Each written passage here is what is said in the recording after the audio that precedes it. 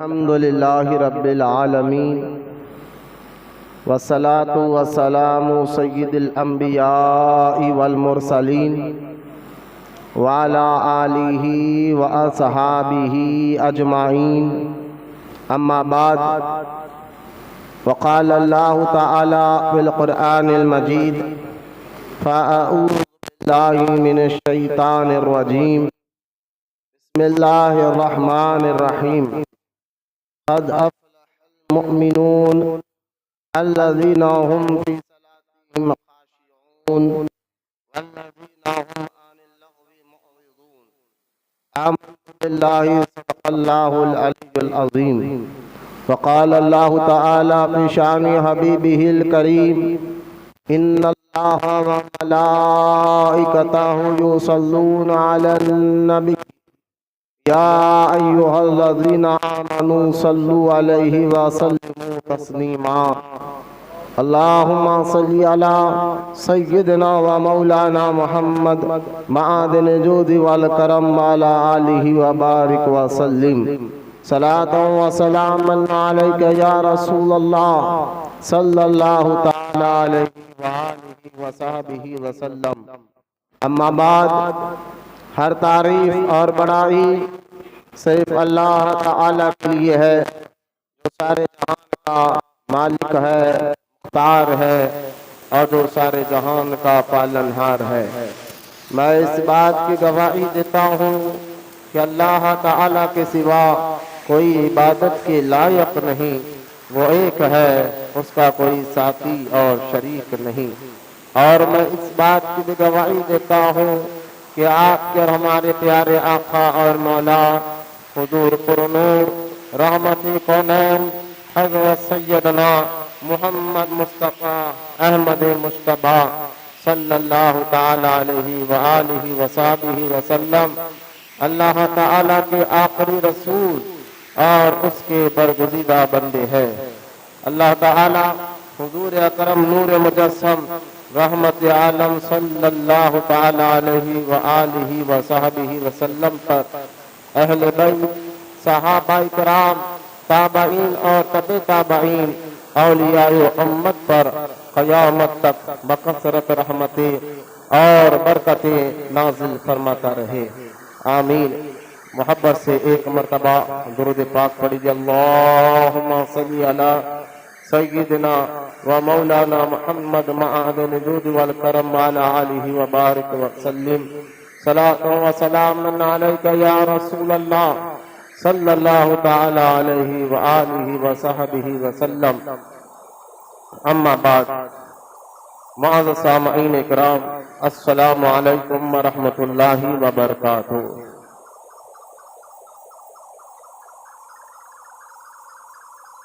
آئیے آج کا یہ عنوان سورۃ المومنون کی آیت نمبر 1 سے 10 تک کی تفسیر، تو لگاتار آج کا یہ جمعہ ملا کے چوتھا جمعہ ہماری چل رہی ہے۔ انہی آیتوں کی تفسیر کے متعلق کچھ عرض کرنے سے پہلے آئیے طریق اہل سنت و جماعت کے مطابق سب سے پہلے ہم اور آپ درود پاک کی اہمیت فضیلت کو سماعت کرتے چلے۔ درود پاک ایک ایسا وظیفہ ہے جو ہر مشکل کے لیے جو بندہ عقیدت و محبت کے ساتھ پڑھتا ہے، اللہ تعالیٰ درود پڑھنے والے کے اس مشکل کو آسان فرما دیتا ہے۔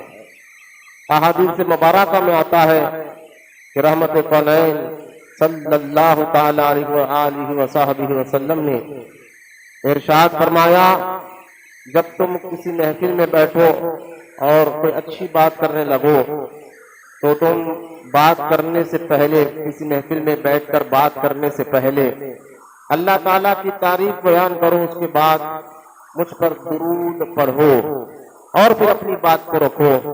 تو جو اللہ کا ذکر اور مجھ پر درود پڑھ کر جس بات کو کیا جاتا ہے، اللہ تعالیٰ ان باتوں میں برکت عطا فرماتا ہے، یعنی ان باتوں کا اثر ڈائریکٹ دلوں پر ہوتا ہے، پھر ایسے محافل کامیاب ہوتی ہے، پھر ایسے محفل میں بیٹھنے کا جو بات کا اثر ہوتا ہے، جو میٹنگ ہوتی ہے، اکثر ہم نے دیکھا اور سنا کہ اس میٹنگ میں پھر برکت آتی ہے، لوگوں کو بات سمجھ میں آتی ہے۔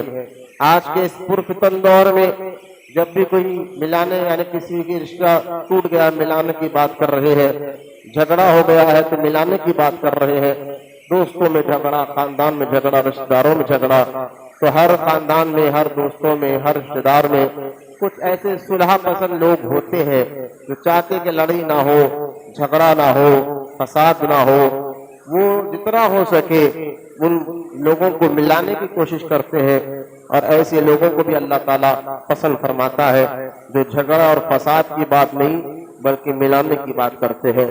تو ان کے لیے تو اکثر یہ بات ذہن میں رکھنا چاہیے، جب بھی کسی محفل میں بیٹھے اور آپ وہ ہے صلح کی بات کرنا چاہتے ہیں، ملانے کی بات کرنا چاہتے ہیں، تو ذہن میں رکھے، دوست ہو تو بھی ذہن میں رکھے، رشتہ دار ہو تو بھی یہ بات کو ذہن میں رکھے، خاندان کے بڑے ہو تو یہ بات کو ذہن میں رکھے۔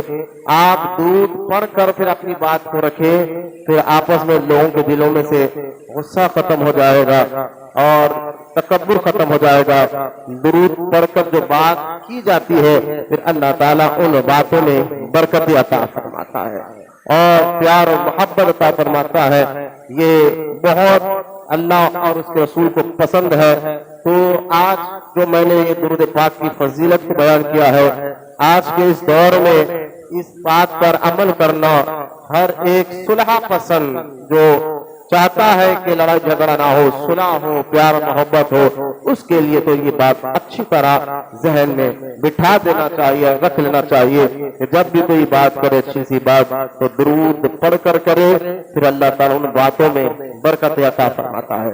اللہ تعالیٰ ہم تمام کو کہنے سننے سے زیادہ عمل کرنے کی توفیق بھی عطا فرمائے۔ آئیے محبت اور عقیدت کے ساتھ پیارے آقا رحمت کونین صلی اللہ تعالی علیہ وآلہ وصحبہ وسلم کی بارگاہ اقدس میں درود پاک کا نذرانہ پیش کرے، مل کر پڑھیے اللہم صلی علی سیدنا و مولانا محمد معادن جود والکرم وعلی آلہ وبارک وسلم صلاة و سلاما علیکہ یا سیدی یا حبیبی یا رسول اللہ صلی اللہ تعالی علیہ وآلہ وصحبہ وسلم۔ معزز سامعین اکرام، آج یہ ذی القعدہ یعنی ذی القعدہ کا دوسرا جمعہ ہے، اس مہینے کا 2026 چل رہا ہے۔ لگاتار ہم شوال کا جو مہینہ گزرا ہے وہ مہینے کے تیسرے جمعے سے ہم لگاتار جو ہے سورہ مومنون 18واں پارہ اور اس کی پہلی آیت سے لے کر 10 آیت کی تفاسیر پر ہم بیان کر رہے ہیں۔ یہ ذی القعدہ کا مہینہ ہے اور یہ مہینہ ویسے بھی بڑا مبارک اور مقدس مہینہ ہے۔ احادیث پاک میں اس مہینے کے بارے میں کہا گیا کہ یہ ذی القعدہ، ذی الحجہ، محرم اور رجب، یہ 4 مہینے اللہ تعالیٰ کے محبوب مہینے ہیں، حرمت والے مہینے ہیں، مبارک والے مہینے ہیں۔ انہی حرمت والے مہینوں میں، مبارک مہینوں میں جو قرآن میں جس کا ذکر آیا ہے کہ اللہ تعالیٰ کے ہاں 4 مہینے ایسے ہیں جو حرمت والے ہیں، مبارک مہینے ہیں، جس کو اللہ تعالیٰ نے فرمایا کہ یہ حرمت والے، عزت والے مہینے ہیں۔ ان 4 مہینوں میں یہ ذی القعدہ کا مہینہ بھی جو ہے حرمت والا مہینہ ہے، مبارک مہینہ ہے۔ اور پھر جو ہے احادیث مبارکہ میں اس کی بڑی فضیلت بھی آئی ہے ان مہینوں کے بارے میں، اور حیدرآباد دکن کے لوگ اس مہینے کو جو ہے بندہ نواز کا مہینہ بھی کہتے ہیں، کیونکہ یہ ذی القعدہ کا مبارک مہینہ، اس میں حضور سیدنا خواجہ بندہ نواز گیسو دراز بلند پرواز رضی اللہ تعالی عنہ کا عرس سے مبارک ہوتا ہے۔ اس لیے حیدرآباد کے لوگ جو ہے، حیدرآباد دکن کے لوگ اس کو بندہ نواز کا مہینہ بھی کہتے ہیں۔ تو آج کے حرمت والے مہینوں میں آج کا یہ جمعہ جو سورہ مومنون کی تفسیر کے لیے چل رہا ہے، ان حرمت والے اس مہینے کی برکت سے اللہ تعالیٰ ہر اہل ایمان کو اس پہ عمل کرنے کی توفیق عطا فرمائے۔ سورہ مومنون جو 18ویں پارے میں یہ جو سورہ ہے اور اس کی جو تفسیر چل رہی ہے، اور لگاتار یہ 4تھا جمعہ ہے، ہم نے اس آیت اور اس تفسیر سورہ مومنون کی آیت نمبر 1 اور 2 کی گزشتہ جمعہ تفسیر کی ہے، جس میں اللہ تعالیٰ ارشاد فرماتا ہے آیت نمبر 1 میں کہ بے شک کامیاب ہو گئے ایمان والے. اور ایمان کس کو کہتے ہیں یہ ساری ڈیٹیل چلے گئی. پھر اس کے بعد اللہ فرماتا ہے الذین هم فی صلاتهم خاشعون، جو اپنی نماز میں گڑ گڑاتے ہیں. والذین هم عن اللغو معرضون، اور جو کسی بےہودہ اور غلط بات، بےہودہ جگہ، غلط جگہ جانا تو دور کی بات ہے، مومن کی پہچان اللہ تعالیٰ کہتا ہے ان کی زبان سے کبھی بےہودہ اور غلط بات بھی نہیں نکلتی. ایسی محافل میں جانا تو دور کی بات ہے. تو آج ان آیات کی تفسیر کے سامنے میں آپ رکھوں گا. اس سے پہلے ایک بات اچھی طرح ذہن میں رکھ لیجئے کہ یہ جو دنیا چل رہی ہے اس میں کسی کو اختلاف نہیں، سارے انسانوں کے باپ سیدنا آدم علیہ السلام ہے. آدم علیہ السلام کو ہر شخص جانتا ہے کہ یہ سارے انسانوں کے باپ ہے اور انہی سے انسانیت آگے پھیلی ہے. پھر جب یہ اس دنیا اور اس کائنات کو جب اللہ تعالیٰ نے پیدا فرمایا، بنایا اور پھر انسانوں کو اس میں بسایا ہے، تو یاد رکھے پھر ہر مخلوق کے پھر حقوق بھی جو ہے بیان کیے گئے ہیں. حقوق کیا ہے، حق کیا ہے، اس کو یہ سمجھیے جو میں یہ کہہ رہا ہوں حقوق، ہر ایک کے حق ہوتے ہیں کچھ، اور وہ حق جو انسان اس کو ادا کرتا ہے، ان حقوق کو ادا کرتا ہے، تو پھر وہ حق ادا کرنے کی وجہ سے زمین پر امن پیدا ہوتا ہے، سکون پیدا ہوتا ہے، پیس پیدا ہوتا ہے، لڑائی جھگڑے ختم ہو جاتے ہیں. جہاں حقوق کی پاسداری کی جاتی ہے وہاں برکت ہوتی ہے، اور جہاں پر ان حقوق کو ادا نہیں کیا جاتا، حق جو ہے ادا نہیں کرتے، چاہے وہ کسی بھی مذہب کے ہوں، میری یہ بات اچھی طرح سمجھ سکتے ہیں، جہاں حقوق ایک انسان کا دوسرا انسان پر جو حق ہے وہ حق ادا نہ کرے تو پھر وہاں پر جھگڑے پیدا ہو جاتے ہیں، فساد پیدا ہو جاتے ہیں. یہ بات پر کہ حقوق یعنی حق ادا کرنا، یوں سمجھیے کہ ان حقوق پر جو انسان کسی بھی مذہب کا ہو وہ عمل کرتا ہے تو امن اور سکون میں آ جاتا ہے، اس کی زندگی اچھی گزرتی ہے. آج دنیا بھر میں جو ایک قسم کی بے چینی نظر آتی ہے انسانوں میں، تو آپ غور کریں کہیں نہ کہیں وہ حق کی پاسداری نہیں کرتا، حق ادا نہیں کرتا. اس کی وجہ سے اس کے خاندانوں میں، رشتہ داروں میں، اولاد میں، میاں بیوی میں عجیب قسم کی بے چینی، لڑائی جھگڑے اور فسادات چلتے رہتے ہیں. اور جس خاندان میں جو وہاں رشتہ دار، خاندان، اڑوس پڑوس اور اولاد، میاں بیوی، ماں باپ ایک دوسرے کا جو حق ہے ان پر وہ حق ادا کرتے ہیں تو پھر وہ خاندان سکون میں ہو جاتا ہے، وہ رشتہ دار میں محبت باقی رہتی ہے، وہ پڑوسیوں میں محبت باقی رہتی ہے، وہ اولاد میں محبت باقی رہتی ہے، وہ ماں باپ میں محبت باقی ہوتی ہے، اس میاں بیوی میں بھی محبت باقی رہتی ہے. تو اصل مسئلہ کیا ہے؟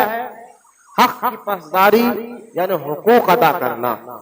اب دیکھیں حقوق کہتے کیا ہے، جیسا کہ میں یہاں مذہب سے ہٹ کر ایک بات بتا رہا ہوں، دین سے ہٹ کر ایک بات سمجھانے کی کوشش کر رہا ہوں.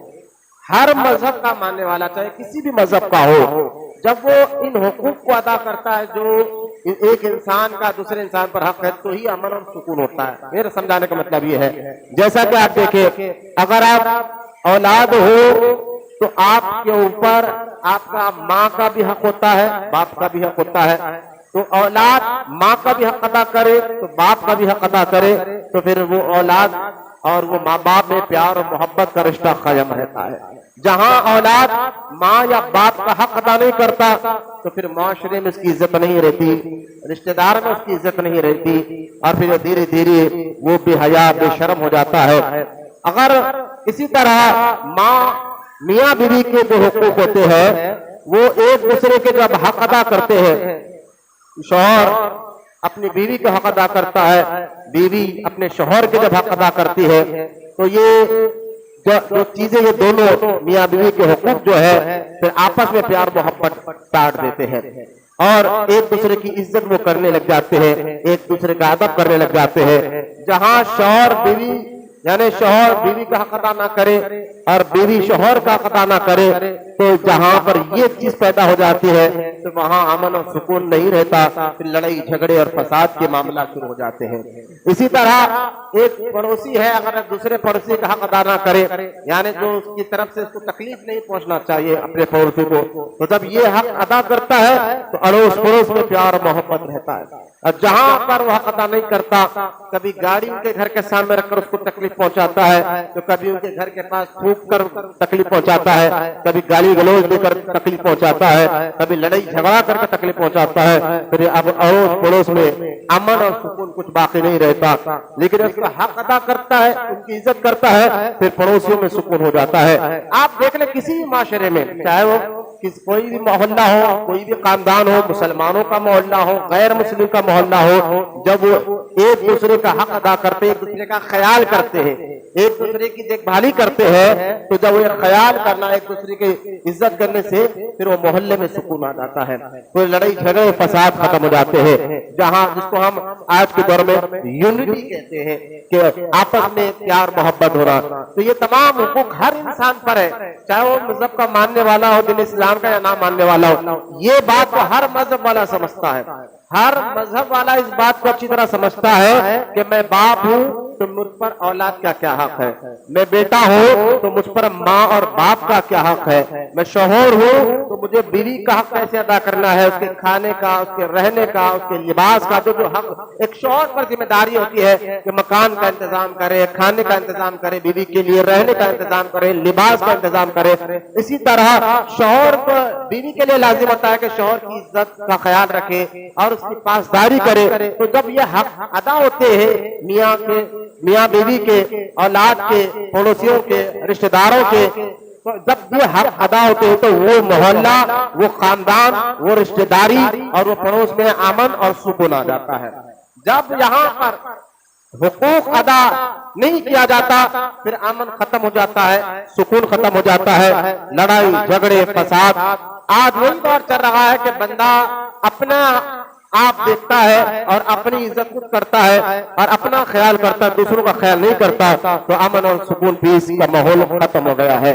جب یہ بات آپ سمجھ گئے کہ ایک دوسرے کا خیال کرنا، چاہے مسلمان ہو یا غیر مسلمان ہو، ایک دوسرے کی عزت کرنا اور ایک دوسرے کا حق ادا کرنا، اولاد کا، ماں باپ کا، رشتہ دار کا، پڑوسیوں کا، تبھی امن آتا ہے، تبھی سکون آتا ہے، تبھی پیار آتا ہے آپس میں، تبھی محبت آتا ہے، تبھی پیس کا ماحول ہوتا ہے، تبھی برکتیں آتی ہے۔ اب یہ بات سمجھنے کے بعد اب سوال یہ اٹھتا ہے کہ ایک دوسرے کا حق، جیسا کہ ایک حق وہ ہوتا ہے جو انسان خود اپنی مرضی سے بناتا ہے اور کہتا ہے بھائی ٹھیک ہے، ایک دوسرے کی عزت اور حق کرنے سے، حق ادا کرنے سے جو ہے آپس میں سکون، پیار، محبت آتا ہے۔ تو اگر کوئی انسان اپنی طرف سے وہ حق ادا کرے کہ میں غریب کی عزت کروں گا، اگر رشتہ داروں میں غریب ہے تو اس سے محبت نہیں کروں گا، اس کا ادب نہیں کروں گا، امیر ہے تو عزت کروں گا، امیروں کی عزت، غریبوں کی عزت نہیں، پڑوسیوں میں اگر کوئی امیر ہے تو عزت کروں گا، غریب ہے تو نہیں کروں گا۔ اگر اپنی طرف سے یہ خیال بنا لے تب بھی امن و سکون نہیں ہوگا۔ تو انسان اپنی طرف سے کوئی حقوق نہیں بنا سکتا، بناتا ہے تو خرابی ہوتی ہے، گڑبڑی ہوتی ہے۔ تو اب دیکھیں یہاں پر انسان کو دوسرے انسان کا حق ادا کرنا کیسا ہے، اس پر کیا کیا حق ہے، اس کو امیر، غریب، رشتہ داری، اڑوس پڑوس، رشتہ دار، تمام حقوق کو کیسے ادا کرنا ہے، یہ سمجھانے کے لیے پھر اللہ تعالیٰ نے اپنے نبیوں کو دنیا میں بھیجا ہے۔ نبی دنیا میں آ کر جو توحید کی بات کرتے ہیں کہ ایک رب کی بات کرتے ہیں اور اللہ کی عبادت کرنے کی بات کرتے ہیں، تو وہیں پر نبی اور رسول دنیا میں آ کر ایک دوسرے کے حقوق بھی بتاتے ہیں کہ تم اولاد ہو تو تمہیں ماں باپ کا حق کیسے ادا کرنا ہے، ماں باپ ہو تو اولاد کا حق کیسے ادا کرنا ہے۔ تو سب سے بہترین حقوق اگر کسی نے بتائے ہیں وہ اللہ تعالیٰ کی ذات مبارکہ ہے، جو اپنے نبیوں کے ذریعے، اور آخری نبی اب قیامت تک کوئی نبی اور رسول دنیا میں آنے والا نہیں ہے۔ یہ اچھی طرح یاد رکھ لے، نبوت ختم ہو چکی ہے ہمارے اور آپ کے آقا صلی اللہ تعالی علیہ وسلم پر۔ اب کوئی نبی اور رسول نہیں آئیں گے۔ عیسیٰ علیہ السلام آنے والے ہیں قیامت کے قریب، ان کے بارے میں حدیث میں آتا ہے کہ عیسیٰ علیہ السلام کو اللہ تعالیٰ نے زندہ آسمانوں کو اٹھا لیا ہے، اور قیامت کے قریب ملک شام میں ایک مسجد ہے، اس مسجد کے اوپر مینار پر اللہ تعالیٰ کے حکم سے عیسیٰ علیہ السلام جو ہے اس مینار پر اتریں گے، اور سیدھا وہاں سے ملک شام سے وہ مکہ المکرمہ جائیں گے اور امام مہدی سے ملاقات کریں گے رضی اللہ تعالیٰ عنہ۔ سنو میاں، بہت ضروری باتیں، میں یہ بات کیوں کر رہا ہوں کہ اب کوئی قیامت تک نبی اور رسول نہیں آنے والے ہیں، اگر اب قانون چلے گا ہمارے اور آپ کے نبی آمینہ کے لال کا ہی چلے گا، یہ بات اچھی طرح یاد رکھیں قرآن کی، کیونکہ اللہ تعالیٰ نے ہمارے نبی کے لیے فرمایا خاتم النبیین، حبیب ہم تجھے آخری نبی بنا کر بھیجا ہے، اب قیامت تک کوئی نبی رسول نہیں آ سکتا۔ جب یہ اللہ تعالیٰ نے قرآن میں واضح طور پر کہہ دیا تو اب کوئی قیامت تک کوئی نبی اور رسول آنے والا نہیں ہے، تو آج کچھ فتنے جو ہے حیدرآباد تلنگانہ میں بھی یہ فتنے پیدا ہو چکے ہیں، جو ایک فتنہ بڑی تیزی سے پھیل رہا ہے، اس کے ماننے والے پھیل رہے ہیں، اور اس فتنے کا نام ہے شکیل بن حنیف۔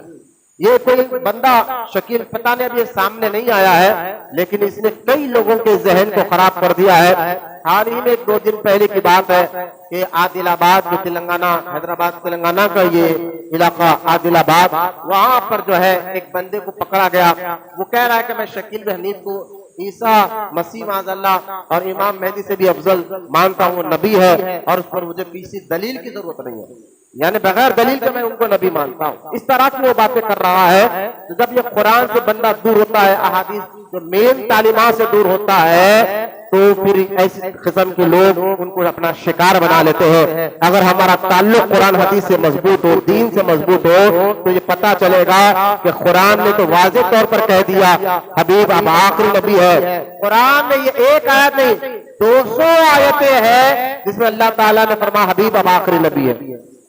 اب اس سے بڑھ کر کیا ماننے والے مسلمان کو ایک آیت ہی کافی ہے، 200 آیات قرآن علماء کہتے ہیں موجود ہے جہاں پر اللہ تعالیٰ نے فرمایا حبیب اب آخری نبی ہے۔ جب اللہ کا کلام پر ہم ایمان لاتے ہیں تو آج کے اس فتنوں سے بھی اللہ مسلمانوں کے ایمان اور عقیدے کی حفاظت فرمائے۔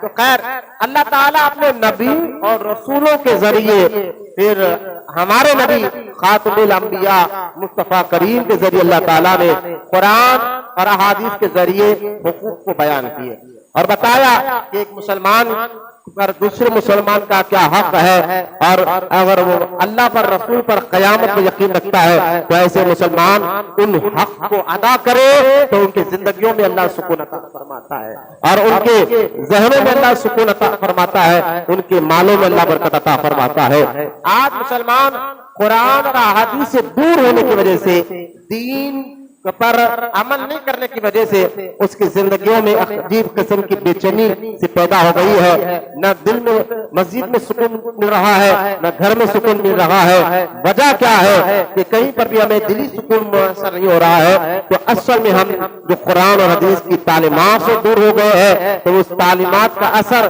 نہ ہمارے دل پر ہے نہ روح پر ہے، اس کی وجہ سے بے چینی سی پیدا ہو رہی ہے۔ اگر ان تعلیمات دیکھیں آج مسلمان عجیب سی ایک بے چینی اس کے اندر موجود ہو رہی ہے، میں مسلمان کی یہاں بات کر رہا ہوں کیونکہ سب سے اچھے حقوق اللہ تعالیٰ نے اپنے حبیب کے ذریعے ہمیں بتا دیے ہیں۔ اب میں نے ابھی آپ کو بتایا حقوق جب بندہ ایک دوسرے کے ادا کرتے ہیں تبھی امن آتا ہے، سکون آتا ہے، پیار آتا ہے، محبت آتا ہے۔ جہاں حقوق ادا نہیں کیے جاتے وہیں پر جو ہے پھر اللہ جو ہے بندے کی زندگی میں بے چینی اور بے اطمینانی نظر آتی ہے۔ تو اب دیکھیں یہ بات سمجھنے کے بعد اس کو آپ اچھی طرح سمجھیے کہ اس بات کو سمجھنے کے بعد کہ امن و سکون قرآن اور احادیث کی تعلیمات میں ہے۔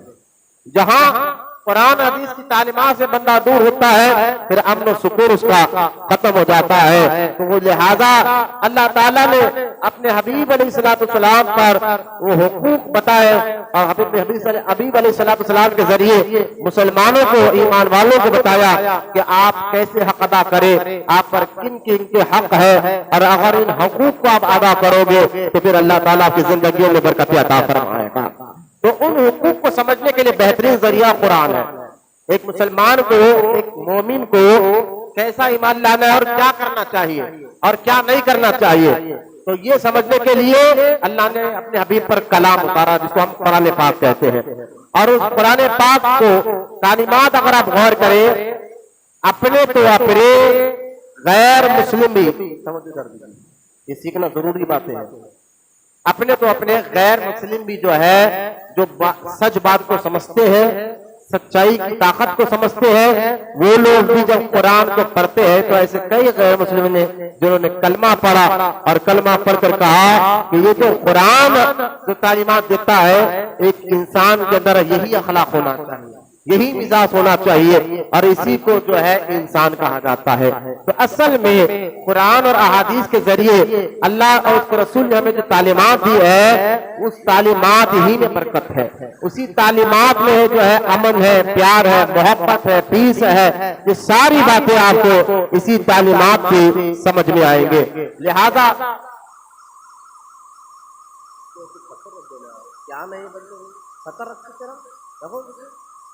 کہ قرآن اور احادیث کے ذریعے اللہ تعالیٰ نے ہمارے آقا رحمت کونین کے ذریعے پھر آپ کو وہ تعلیمات عطا فرمائی ہے، جس تعلیمات جو قرآن اور احادیث میں آئے ہیں ایک انسان کے لیے زندگی جینے کے لیے ان تعلیمات کو پڑھنا سمجھنا لازم اور ضروری ہو جاتا ہے۔ جو اللہ پر ایمان لائے، آخرت پر ایمان لائے، مومن کے لیے میں یہ بات کر رہا ہوں، ورنہ ہر سچ کو پسند کرنے والا کئی ہم نے علماء سے سنا ہے، کئی لوگ آج بھی قرآن کے ترجمے کو پڑھ رہے ہیں، سرچ کر رہے ہیں، ریسرچ کر رہے ہیں اور پھر کلمہ پڑھ رہے ہیں۔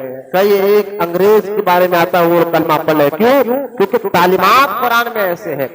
تو ان انگریز نے بھی کہا کہ بھائی جو اسلام میں جو قرآن ہے اور قرآن جو بتاتا ہے کہ یہ کرو یہ مت کرو، تمہیں ایسا کرنا چاہیے ایسا نہیں کرنا چاہیے، یقیناً یہ ایسے تعلیمات ہیں، اس تعلیمات پر جو بندہ عمل کرتا ہے اس کو عزت ملتی ہے، اس کو جو ہے امن ملتا ہے، سکون ملتا ہے، اس کا دل میں سکون آتا ہے، دماغ میں سکون آتا ہے۔ اور جو ایک انسان چاہتا ہے کہ مجھے سکون ملے تو وہ ان تعلیمات پر عمل کرے۔ یہ کون کہہ رہے ہیں؟ اپنے ایمان والے تو مانتے ہی اللہ رسول پر یقین ایمان لائے ہیں، میں ان کی بات کر رہا ہوں جو ابھی نئی کلمہ پڑھ رہے ریسرچ کر رہے ہیں، وہ لوگ کا یہ کہنا ہے یقیناً اگر امن اور سکون ہے تو قرآن کی تعلیمات میں ہے، پیار اور محبت ہے تو قرآن اور حدیث کی تعلیمات میں ہے، صحیح اور غلط کو سمجھنا ہے تو قرآن اور حدیث کی تعلیمات سے سمجھا جاتا ہے، کیا دنیا میں کیا صحیح ہے کیا غلط ہے اس کو سمجھنا ہے تو قرآن اور حدیث کے ذریعے سمجھا جاتا ہے، پھر وہ لوگ کلمہ پڑھ رہے ہیں۔ تو جب غیر مسلم اس کو ریسرچ کر کر قرآن کو پڑھ کر سمجھ کر علماء سے پڑھ رہے ہیں، سمجھ رہے ہیں اور سمجھنے کے بعد کلمہ پڑھ رہے ہیں، اللہ کا فضل احسان ہے کہ اللہ نے ہمیں پیدائشی طور پر مسلمان بنایا ہے، ہم مسلمان گھرانے میں پیدا ہو رہے ہیں۔ تو ہم جب اس تعلیمات کو عمل کریں گے سمجھیں گے تو یقین جانے آج جو خاندانوں میں آپس میں لڑائی جھگڑا اور جو ہے بڑوں چھوٹوں کی عزت دھیرے دھیرے ختم ہو رہی ہے تو یہ ساری چیزیں قرآن اور حدیث کی دوری کی وجہ سے ہے۔ مثال کے طور پر کہ مسلمان اصل میں اپنے اصل تعلیمات کو بھول چکا ہے، پیدائشی طور پر جو مسلمان ہے وہ اپنے اصل تعلیمات کو بھول چکا ہے، اس سے دور ہو چکا ہے، تو ان کی زندگیوں میں پھر امن ختم ہو گیا ہے، سکون ختم ہو گیا ہے، بے چینی آ رہی ہے۔ اس کی اصل کیا ہے؟ وہ قرآن حدیث کی تعلیمات تھی جس میں وہ عمل کر کر اپنی زندگی میں اپنے امن اور سکون لاتا تھا۔ اس کے ایک مثال یہ سمجھیے، اصل چیز مچھی کہاں زندہ رہتی ہے؟ پانی کے اندر۔ اگر پانی اس کی زندگی کا ذریعہ ہے، پانی اس کے سکون کا ذریعہ ہے، پانی جو ہے اس کی غذا کا ذریعہ بھی ہے، مچھی پانی کے اندر غذا بھی پاتی ہے، امن میں بھی رہتی ہے، زندہ بھی رہتی ہے، سکون سے بھی رہتی ہے۔ جیسا ہی اگر مچھی کو آپ پانی سے باہر نکالے کچھ دیر تڑپ تڑپ کر کچھ دیر زیادہ کچھ دیر زندہ رہیں گی اور اس کے بعد جو ہے وہ دم توڑ دیتی ہے، مر جاتی ہے۔ تو پتہ کیا چلا کہ اس مثال کو دیکھ کر اصل چیز جو مسلمانوں کی تھی وہ قرآن حدیث کی تعلیمات تھی۔ اس میں جب تک بندہ قرآن کی اور احادیث کی تعلیمات پر جب بندہ عمل کرتا ہے تو اس کے اندر امن آتا ہے، سکون آتا ہے۔ آپ دیکھیں کہ مچھی جب سمندر میں یا تالاب میں ایک مچھی رہتی ہے تو اس کو غذا کی ٹینشن نہیں، اس کو زندگی کی ٹینشن نہیں، وہ بہت پیار، امن اور اچھی زندگی گزارتا ہے بچی، کیونکہ اس کی زندگی کا جو اصل پانی سے جو رشتہ ہے، اس رشتے کی وجہ سے اس کی زندگی میں امن ہے، پیار ہے، سکون ہے، سب کچھ ہے۔ اب جیسے پانی سے باہر نکلی کچھ دیر تڑپ کر مر جاتی ہے، تو اسی طرح مسلمان جب تک قرآن اور حدیث کی تعلیمات پر عمل کرتا ہے تو اس کی اثر اس کو مل جاتا ہے اور وہ امن میں رہتا ہے، پیار میں رہتا ہے، سکون میں رہتا ہے، اللہ اس کے رسول کو راضی کرنے لگ جاتا ہے، اللہ اس کے رسول اس سے راضی ہوتے ہیں، پھر اللہ تعالیٰ ایسے ایمان والوں کو دنیا میں بھی، قبر میں بھی اور آخرت میں بھی عزت عطا فرماتا ہے۔ اور جہاں سے وہ قرآن اور حدیث کی تعلیمات سے وہ دور ہو جاتا ہے تو پھر وہ مچھی کی طرح چند دن تڑپ تڑپ کر زندہ تو رہتا ہے، اس کے اندر انسانیت ختم ہو جاتی ہے۔ فون نمبر رکھو، بولو درود شریف پڑھی، اللہم صلی علی سیدنا محمد معظم الجود والکرم وعلی آلہ وبارک وسلم، صلاۃ و سلام علیک یا رسول اللہ صلی اللہ تعالی علیہ وسلم۔ مسجد میں بیٹھے ہوئے آپ اللہ کے گھر میں، ہماری عادت، ہمارے جسم سے بھی مسجد کا ادب ظاہر ہونا چاہیے انشاءاللہ۔ لہذا آپ غور فرمائیے کہ قرآن حدیث کی تعلیمات ہی سے آپ کو عزت ملے گی۔ ایمان والے اس پر جب تک مضبوطی سے تعلیمات پر عمل کریں گے تو اللہ تعالیٰ دونوں جہاں میں وعدہ اللہ کا اس کو عزت عطا فرمائے گا۔ جہاں تعلیمات سے دور رہے تو ایک مچھی کی طرح حال ہو جائے گا، پانی سے باہر نکلی تڑپ تڑپ کر مر گئی۔ تو جیسے ہی قرآن حدیث سے مسلمان دور ہو جاتا ہے، انسان تو رہتا ہے اس کے اندر سے انسانیت ختم ہو جاتی ہے، وہ انسان تو رہتا ہے لیکن اس کی عادتیں، اس کے اخلاق اور اس کی مزاج، اس کی حرکتیں کہتے ہیں یار یہ انسان کہنے کے لائق ہی نہیں رہا، جو نہ بیوی کا حق ادا کرتا ہے، نہ ماں کا حق ادا کر رہا ہے، نہ باپ کا حق ادا کر رہا ہے، نہ بھائی کا حق ادا کر رہا ہے، نہ اولاد کا حق ادا کر رہا ہے، نہ پڑوس کا حق ادا کر رہا ہے، نہ رشتہ داری کا حق ادا کر رہا ہے۔ نماز پڑھ کر بھی یہ انسان کے تو ہے لیکن انسان بننے کے لائق نہیں رہا ہے۔ تو لہٰذا یہ کب ہمارے اندر آتی عادت ہے؟ جب قرآن سے ہم دور ہو جاتے ہیں، اس کی تعلیمات سے دور ہو جاتے ہیں، احادیث سے دور ہو جاتے ہیں، اس کی تعلیمات سے دور ہو جاتے ہیں۔ اور جو ایمان والا قرآن اور حدیث کی تعلیمات پر اپنی زندگی میں انقلاب لانا چاہتا ہے، عمل کرتا ہے، حالات کچھ بھی ہو وہ قرآن اور احادیث پر عمل کر زندگی کو گزارتا ہے تو پھر اللہ تعالیٰ اس کو دنیا میں بھی عزت عطا فرماتا ہے، قبر میں آخرت میں بھی عزت عطا فرماتا ہے۔ تو اصل امن اور سکون اگر ایمان والے کو چاہیے وہ قرآن اور حدیث کی تعلیمات پر عمل کرنے لگ جائے، اللہ کے فرمان پر عمل کرنے لگ جائے۔ بھائی اس کی اصل بھی یہی ہے، ایمان والے کی اصل بھی یہی ہے، جیسا کہ مچھی اصل میں زندہ رہتی ہے پانی کے اندر، تو ایمان والا جو اس بات کا اقرار کر رہا ہے لا الہ الا اللہ محمد رسول اللہ، تو جب کلمہ پڑھ لگا ہے تو کلمے کی اصل کیا ہے؟ کلمے کی اصل کیا ہے؟ وہ قرآن حدیث کی تعلیمات پہ عمل کرنا ہے۔ یقیناً جاری ہے، مچھی کی اصل کیا ہے؟ پانی ہے، پانی میں اس کی زندگی ہے۔ اسی طرح کلمہ پڑھنے والے کی اصل زندگی یہ آج کے فیشن یافتہ زندگی نہیں ہے، وہ آج کے جو ہے ننگا ناچ دے کر اپنی زندگی کو تباہ برباد کرنا نہیں ہے، بلکہ اس کی اصل زندگی قرآن اور احادیث کی زندگی ہے۔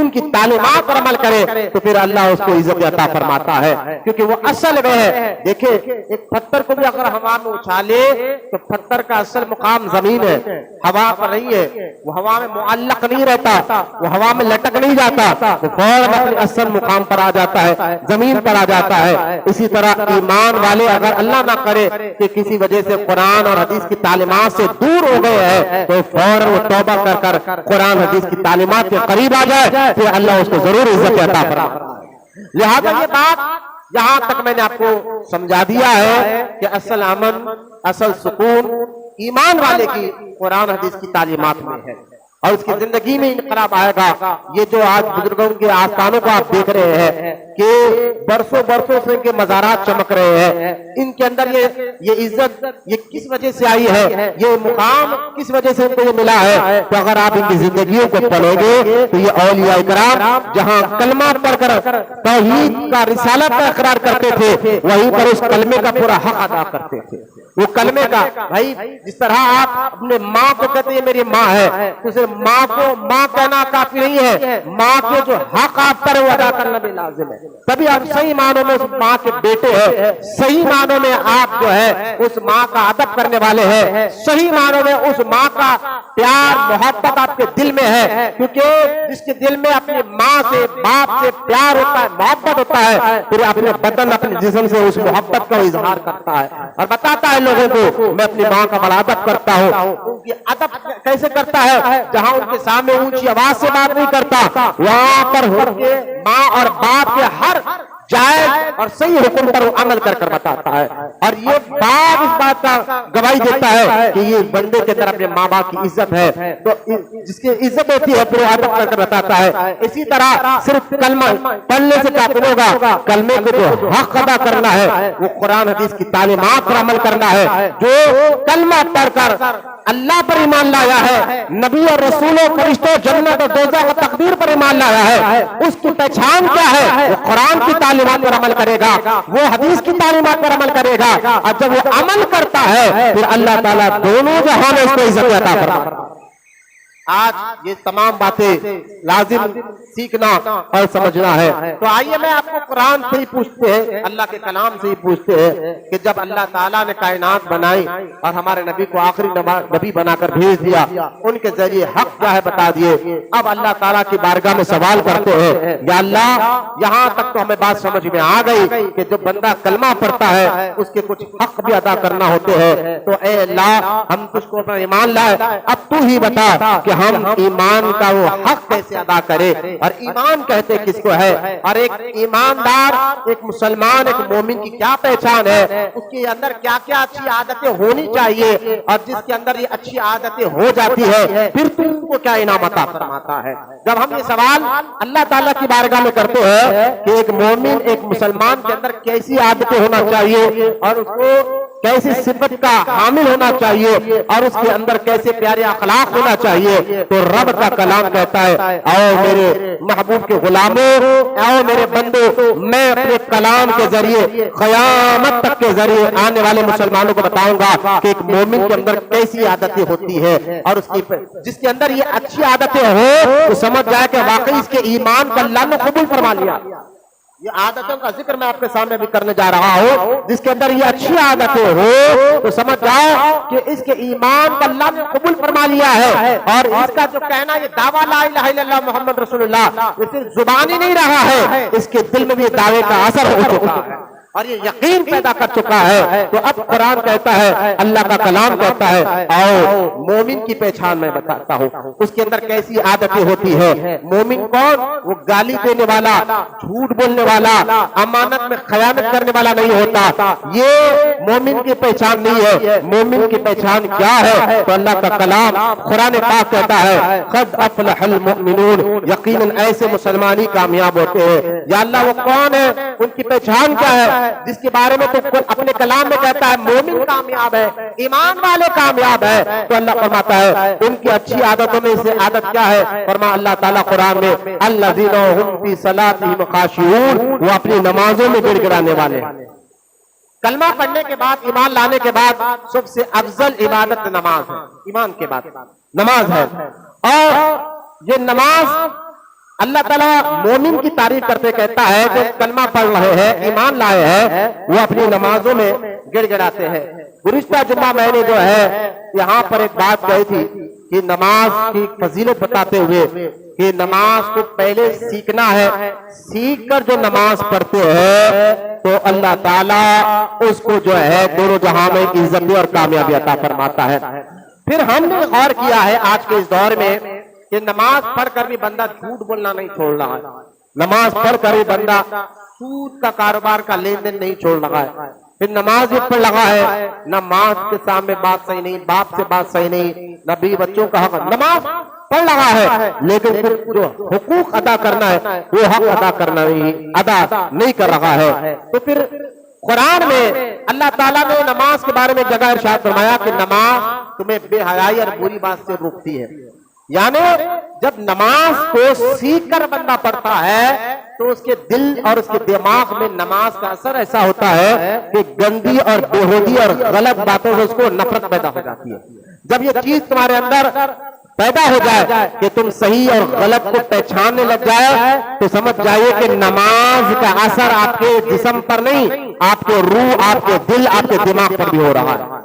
جہاں نماز اثر نہیں کرتی، برسوں آپ نے دیکھا ہوگا نماز پڑھ لگے، تبدیلی نہیں آ رہی ہے، بدلاؤ نہیں آ رہا ہے کہ نماز پڑھ کر جھوٹ بھی بولا جا رہا ہے، نماز پڑھ کر شراب بھی پی جا رہی ہے، نماز پڑھ کر لوگوں کو دھوکہ بھی دیا جا رہا ہے، نماز پڑھ کر بیوی بچوں کا حق بھی ادا نہیں کیا جا رہا ہے. تو یہ سارے بےہودے کام کیے جا رہے ہیں اور پھر نماز بھی پڑھ رہے ہیں. تو مطلب کیا ہے؟ اصل میں جو نماز اللہ تعالیٰ نے اپنے حبیب کے ذریعے مسلمانوں کو عطا فرمائی ہے، یہ نماز میں وہ خوبی، وہ خاصیت، وہ اہمیت ہے، اگر اس کو سیکھ کر سمجھ کر پڑھنے لگ جائے تو پھر نماز بندے کو بدلا دیتی ہے، اس کے اندر کی گندی عادتیں باہر نکلنا شروع ہو جاتا ہے. حدیث پاک میں آتا ہے، آپ غور فرمائیں کہ حدیث شریف میں آیا ہے کہ جس محلے میں ایک بے نمازی رہتا ہو، غور سے سنیں، بے نمازی سمجھتے ہیں نا، نماز ایسی عبادت ہے، ایمان والوں کی پہلی صفت بھی ہے. جو کلمہ پڑھ رہے ہیں ان کی پہچان اللہ کہتا ہے کہ وہ اپنی نمازوں میں گڑ گڑانے والے ہیں. تو نماز ایک ایسی صفت ہے جو ایمان والوں کی پہچان بھی ہے، اور نماز جو ہے آپ کو بے حیائی، برائی سے بچاتی ہے. نماز اصل میں آپ کو ایک بات جمعہ میں بھی کہہ رہا تھا، نماز اصل میں جو 5 ٹائم نمازیں اللہ تعالیٰ نے اپنے حبیب کے ذریعے ہمیں عطا فرمائی ہے، ان نمازوں میں غور سے فرمائے، یہ نمازیں لوگ مجھ سے کہتے ہیں کہ مولانا کوئی ایسا ذکر بتائیے جس کے پڑھنے سے ہمارے دل میں انقلاب پیدا ہو تاکہ ہم فلاں چیز حاصل کر سکے. میں کہتا ہوں قرآن میں، احادیث میں کئی ذکر آئے ہیں، اچھی بات ہے اللہ کا ذکر کرنا، لیکن سب سے افضل ذکر نماز. نماز کو اگر آپ پڑھیں گے، کیونکہ نمازی کے اوپر اللہ تعالیٰ کی کوئی خاص تجلی نمازی کے اوپر اللہ ڈالتا ہے. تجلی سمجھتے آپ کس کو کہتے ہیں؟ جیسا کہ آپ دیکھیں ایک سورج کی جو روشنی، اس کو تجلی کہتے ہیں. اگر وہ آئینے پہ پڑے، سورج کی جو روشنی اگر آئینے پہ پڑے، جیسا ہم حقیقت میں سورج کو دیکھ نہیں سکتے، آنکھیں بند ہو جاتی ہے، وہی تجلی اگر سورج کی آئینے پر پڑے تو آئینے پر بھی ہماری نظر نہیں ٹکتی، بند ہو جاتی ہے. تو اسی طرح تجلی اس کو کہتے ہیں جس کا دل جو ہے، نماز اس کے دل کو صاف کر دیتی ہے، نماز اس کے دماغ کو صاف کر دیتی ہے. جب وہ اثر کرنے لگ جائے جسم پر، روح پر، تو پھر اس کے دل پر اللہ کی تجلی کا نزول ہونے لگ جاتا ہے، اس کے دل پر اللہ تعالیٰ کی تجلی کا ظاہر ہونے لگ جاتی ہے. اس لیے نمازی کے بارے میں آتا ہے کہ نمازی جب نماز پڑھ لگا ہو اس کے سامنے سے مت گزرو. کیوں آ رہا ہے یہ آپ نے سنا ہے حدیث پاک کہ نمازی جب نماز پڑھنے کھڑ رہا ہے اس کے سامنے سے مت گزرو. کیوں؟ کیونکہ وہ تجلی کے بیچ میں آپ آ رہے ہیں. جو اللہ تعالیٰ کی تجلی، ایک نور نمازی کے اوپر اتر رہا ہے، سامنے سے آپ گزریں گے. اس لیے حدیث پاک میں آتا ہے جو بندہ نمازی کے سامنے سے گزرے، تو حدیث میں آتا ہے قیامت کے دن 40 سال تک وہ قیامت کے دن کھڑا رہے گا، یہ معلوم کرنے کے لیے میں نے کیا غلطی کی ہے. 40 سال تک کھڑا رہے گا، بلکہ ایک روایت میں آتا ہے 40 سال تک وہ اس بات پر افسوس کرتا رہے گا، کھڑا رہے گا میں نے غلطی کیا کی ہے. تو اس کے بعد اس کو پتا چلے گا اس نے کیا غلطی کی ہے. اس لیے نمازی جو ہے نماز پڑھ رہا ہو اس کے سامنے سے بغیر سہارا دیے، بغیر کسی ذریعے سے آپ نہیں گزر سکتے. ہاں ایک بڑی جامع مسجد ہے اور جامع مسجد کے سامنے سے آپ گزر رہے ہیں تو کم سے کم نمازی کے سامنے سے 4 صف، 1 2 3 4 صف چھوڑ کر 5ویں صف سے گزرنا ہے. بڑی مسجد ہو لیکن ایک دم سامنے سے نہ گزرے، یہ بہت بڑا گناہ.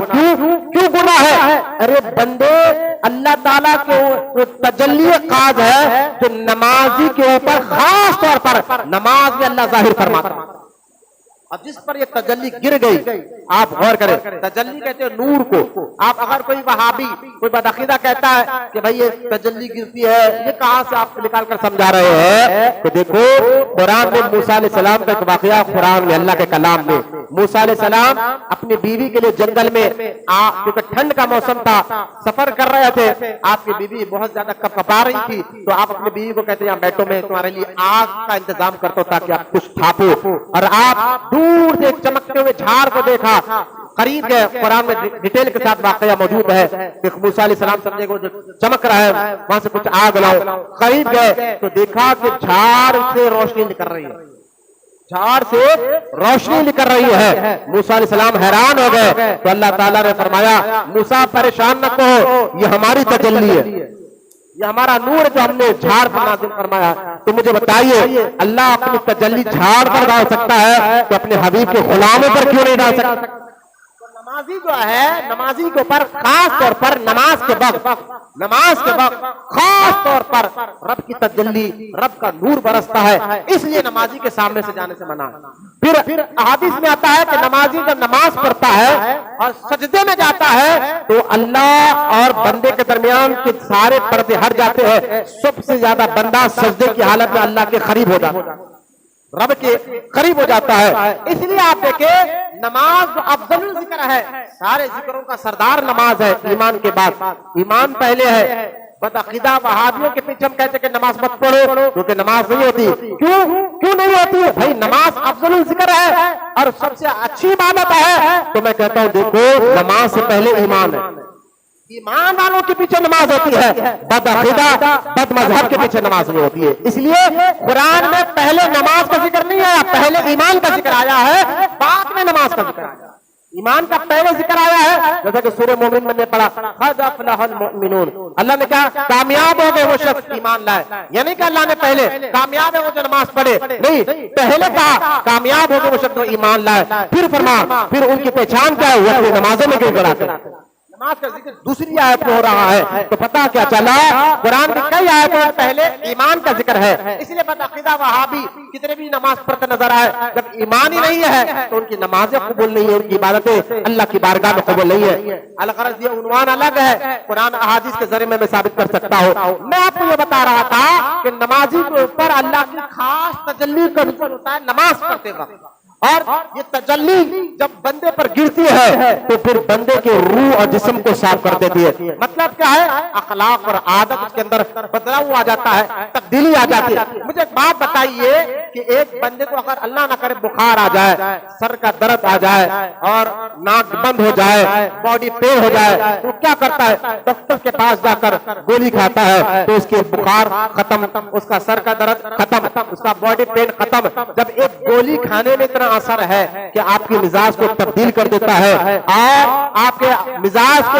ٹھیک کر دیتا ہے، تو یقیناً یہ گولی کوئی جو ہے ایک انسان نے بنایا ہے، ایک انسان اس گولی اور دوا کو بنا دے تو آپ کے مزاج کو ٹھیک کر دیتا ہے۔ تو مجھے ایک مثال ذہن میں رکھے، رب نے نماز فرض کی ہے، اللہ تعالیٰ نے نماز فرض کی ہے، تو پھر نماز تمہاری جب گولی کھانے سے تمہاری مزاج بدل جاتی ہے، نماز پڑھنے سے تم کیوں نہیں بدل سکتے؟ تمہاری عادت کیوں نہیں بدل سکتی؟ تمہارے جسم کے اندر تبدیلی کیوں نہیں آ سکتی؟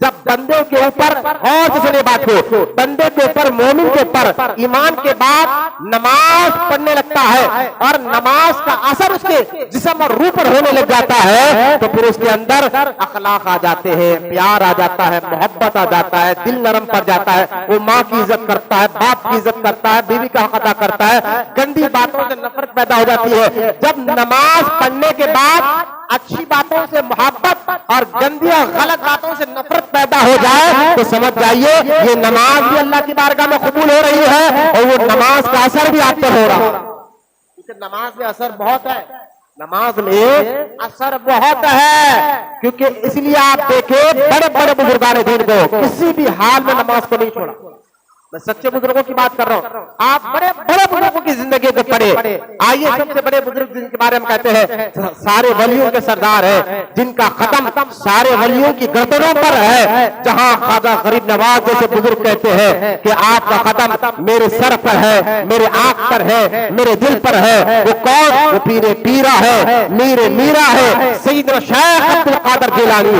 غوث اعظم دستگیر رضی اللہ تعالیٰ عنہ ہے۔ آپ کبھی غوث پاک کی زندگی پڑھیے، حضرت غوث اعظم فرماتے ہیں میں نے 90 سال کی زندگی میں بے نمازی کے ہاتھ سے پانی تک نہیں پیا، بے نمازی کے ہاتھ سے یہ جملے میں بہت بڑا اثر اگر ایک غوث پاک کا چاہنے والا بات ہے، یعنی نماز سے کتنی محبت ہوتی تھی، ایمان کے بعد اچھے عمل میں نماز کی بڑا اثر ہے، کیونکہ نماز بندے کو اللہ کا قرب حاصل کراتی ہے، نماز بندے کو بہت سے چینجز لاتی ہے۔ قرآن جو کہہ رہا ہے کہ نماز تمہیں بے حیائی سے بھی بچاتی ہے اور برائی سے بھی بچاتی ہے۔ کب بچاتی ہے؟ جب نماز کو سیکھ کر بندہ پڑھتا ہے تو پھر اس کے جسم پر اثر ہونا شروع ہوتا ہے، کیوں؟ کیونکہ اس پر رب کی تجلیوں کا نزول ہونا شروع ہو جاتا ہے، نمازی کے اوپر اللہ کی تجلی کا ظہور ہونے لگ جاتا ہے۔ آپ نماز پڑھ لگے ہیں اور آپ کے اندر چینجز آئے ہیں تو سمجھ جائیے اس بات کی پہچان ہے کہ رب کی تجلی آپ کے جسم پر، آپ کے روح پر گری ہے، اللہ کا نور کی ایک تجلی آپ کے روح پر، آپ کے اخلاق پر اتری ہے، تبھی تو آپ کے اندر تبدیلی آ گئی ہے، چینجز آ گئے ہیں۔ اگر نماز پڑھ کر بھی آپ کے اندر چینجز نہیں آ رہے، جھوٹ آپ نہیں چھوڑ رہے، گالی آپ نہیں چھوڑ رہے ہیں، بٹے بازی آپ نہیں چھوڑ لے رہے ہیں، لوگوں کو لوٹنا نہیں چھوڑ لے رہے ہیں، ماں باپ کا حق ادا نہیں، کیونکہ نماز صرف ہم سمجھ رہے ہیں کہ نماز ایک مسجد میں آئے پڑھے چلے گئے، نہیں، یقیناً نمازی کے اوپر جب رب کی تجلی گرتی ہے نا تو اس کا ذہن صاف ہو جاتا ہے، دل صاف ہو جاتا ہے، روح صاف ہو جاتی ہے، بدن صاف ہو جاتا ہے، اخلاق اور عادت بھی اس کے صاف ستھرے ہو جاتے ہیں اور اس کی حرکتیں بتاتی ہے کہ اس کے اوپر نماز کا اثر ہونے لگ گیا کہ بندہ نرم پڑ گیا۔ لہذا نماز جو ہے اصل میں ایک ایکسرسائز یوں سمجھیے، یقیناً یہاں پر ریسرچ کرنے والوں نے بڑے بڑے ڈاکٹر سائنسدان نے کہا کہ بندہ اگر 5 ٹائم جو نماز پڑھ لگا ہے، جو کھڑنا، رکوع کرنا، سجدہ کرنا، جس کی وجہ سے اس کے پیٹ میں اور اس کی گردن کی ہڈیاں، پیٹ کے گیسز کا پرابلم ختم ہو جائے گا، یہ ظاہری طور پر جو فائدے جسم کو کہ گیسز پرابلم ختم اور ریڑھ کی ہڈی، پیٹ کی ہڈی، گھٹنوں کی ہڈیوں میں مضبوطی۔ آج آپ دیکھیں نوجوان بھی ہے گھٹنوں کی طرف سے تڑپ رہا، وجہ کیا ہے؟ اگر بندہ نماز صحیح معنی پر پڑھ کر سیکھ کر نماز پڑھنے لگ جائے تو وہ کئی اس کے جسم کا جو ایکسرسائز ہے، آج یوگا، بعض لوگ کہتے ہیں بھائی یوگا میں بہت اثر ہے، صبح صبح جو آج ریل، فیس بک، انٹرنیٹ کا دور ہے اور یوگا سیکھ کر جو ہے لوگ سمجھ رہے کہ یار فلاں نے یہ یوگا نکال کر بہت اچھا کیا ہے اور جو ہے بڑے بڑے لیڈرز کہتے ہیں کہ یوگا کرنا چاہیے۔ میں پریشان ہو گیا ہوں، آج کے اس دور میں لوگ یوگا کو اہمیت دے رہے ہیں۔ مسلمان، میں اہل ایمان کی بات کروں جو اللہ پر ایمان رکھتے ہیں، یوگا کرنے کی بات میں اس بات نہیں کر رہا ہوں جو ایکسرسائز ہے، میں کہتا ہوں بھائی جو آپ یوگا کو دیکھ کر آپ تعریف کر رہے ہیں، کہتے ہیں اس میں یہ فائدہ ہے، یہ فائدہ ہے، یہ فائدہ ہے، یہ فائدہ ہے، یہ فائدہ ہے، میں کہتا ہوں حیران ہو آپ کے اس بولنے پر۔ اصل جو چیز نماز ہے، نماز 5 ٹائم کی اللہ نے آپ پر جو فرض کی ہے، جو بندہ پابندی کے ساتھ اس کو سیکھ کر سمجھ کر پڑھنے لگ جاتا ہے، یوگا میں اتنا فائدہ نہیں ہے جتنا فائدہ نماز میں اللہ تعالیٰ نے رکھا ہے جسم کے لیے۔ جسم کے لیے جو فائدہ نماز میں اللہ تعالیٰ نے رکھا، یوگا میں اتنا فائدہ نہیں رکھا اللہ تعالیٰ۔ غور فرمائیے، نماز میں اتنا فائدہ ہے، یہ یوگا تو آج بتایا جا رہا ہے، نماز تو 1400 سال پہلے ماتا کر دی گئی ہے، تو لہٰذا آپ 5 ٹائم کی نماز پڑھے، گھٹنوں کا درد ختم نہ ہو تو جب بولنا، آپ اخلاص کے ساتھ نماز سیکھ کر نماز پڑھے کہ آپ کا گیسز پرابلم ختم نہ ہو تو جسمانی فائدہ بتا رہا ہوں۔ روحانی فائدہ کیا ہوتا ہے نماز کا؟ آپ کے اندر تبدیلی آ جاتی ہے، نیکیوں سے محبت پیدا ہو جاتی ہے، اخلاق جو ہے پیدا ہو جاتا ہے، اچھی عادتیں آپ کے اندر پیدا ہو جاتی ہے، اور جسمانی پیدا یہ ہوگا، یہ تو روحانی پیدا ہوگا، آپ تبدیل ہو رہے ہیں، جھوٹ سے نفرت پیدا ہو رہی ہے، اور روحانی جسمانی پیدا یہ ہے کہ آپ کے جسم سے کئی قسم کی بیماریاں نماز پڑھنے کے ذریعے اللہ ختم فرما دیتا ہے، کئی قسم کی بیماریاں۔ تو خیر، مومن کی پہچان اللہ نے قرآن میں کیا بتائی؟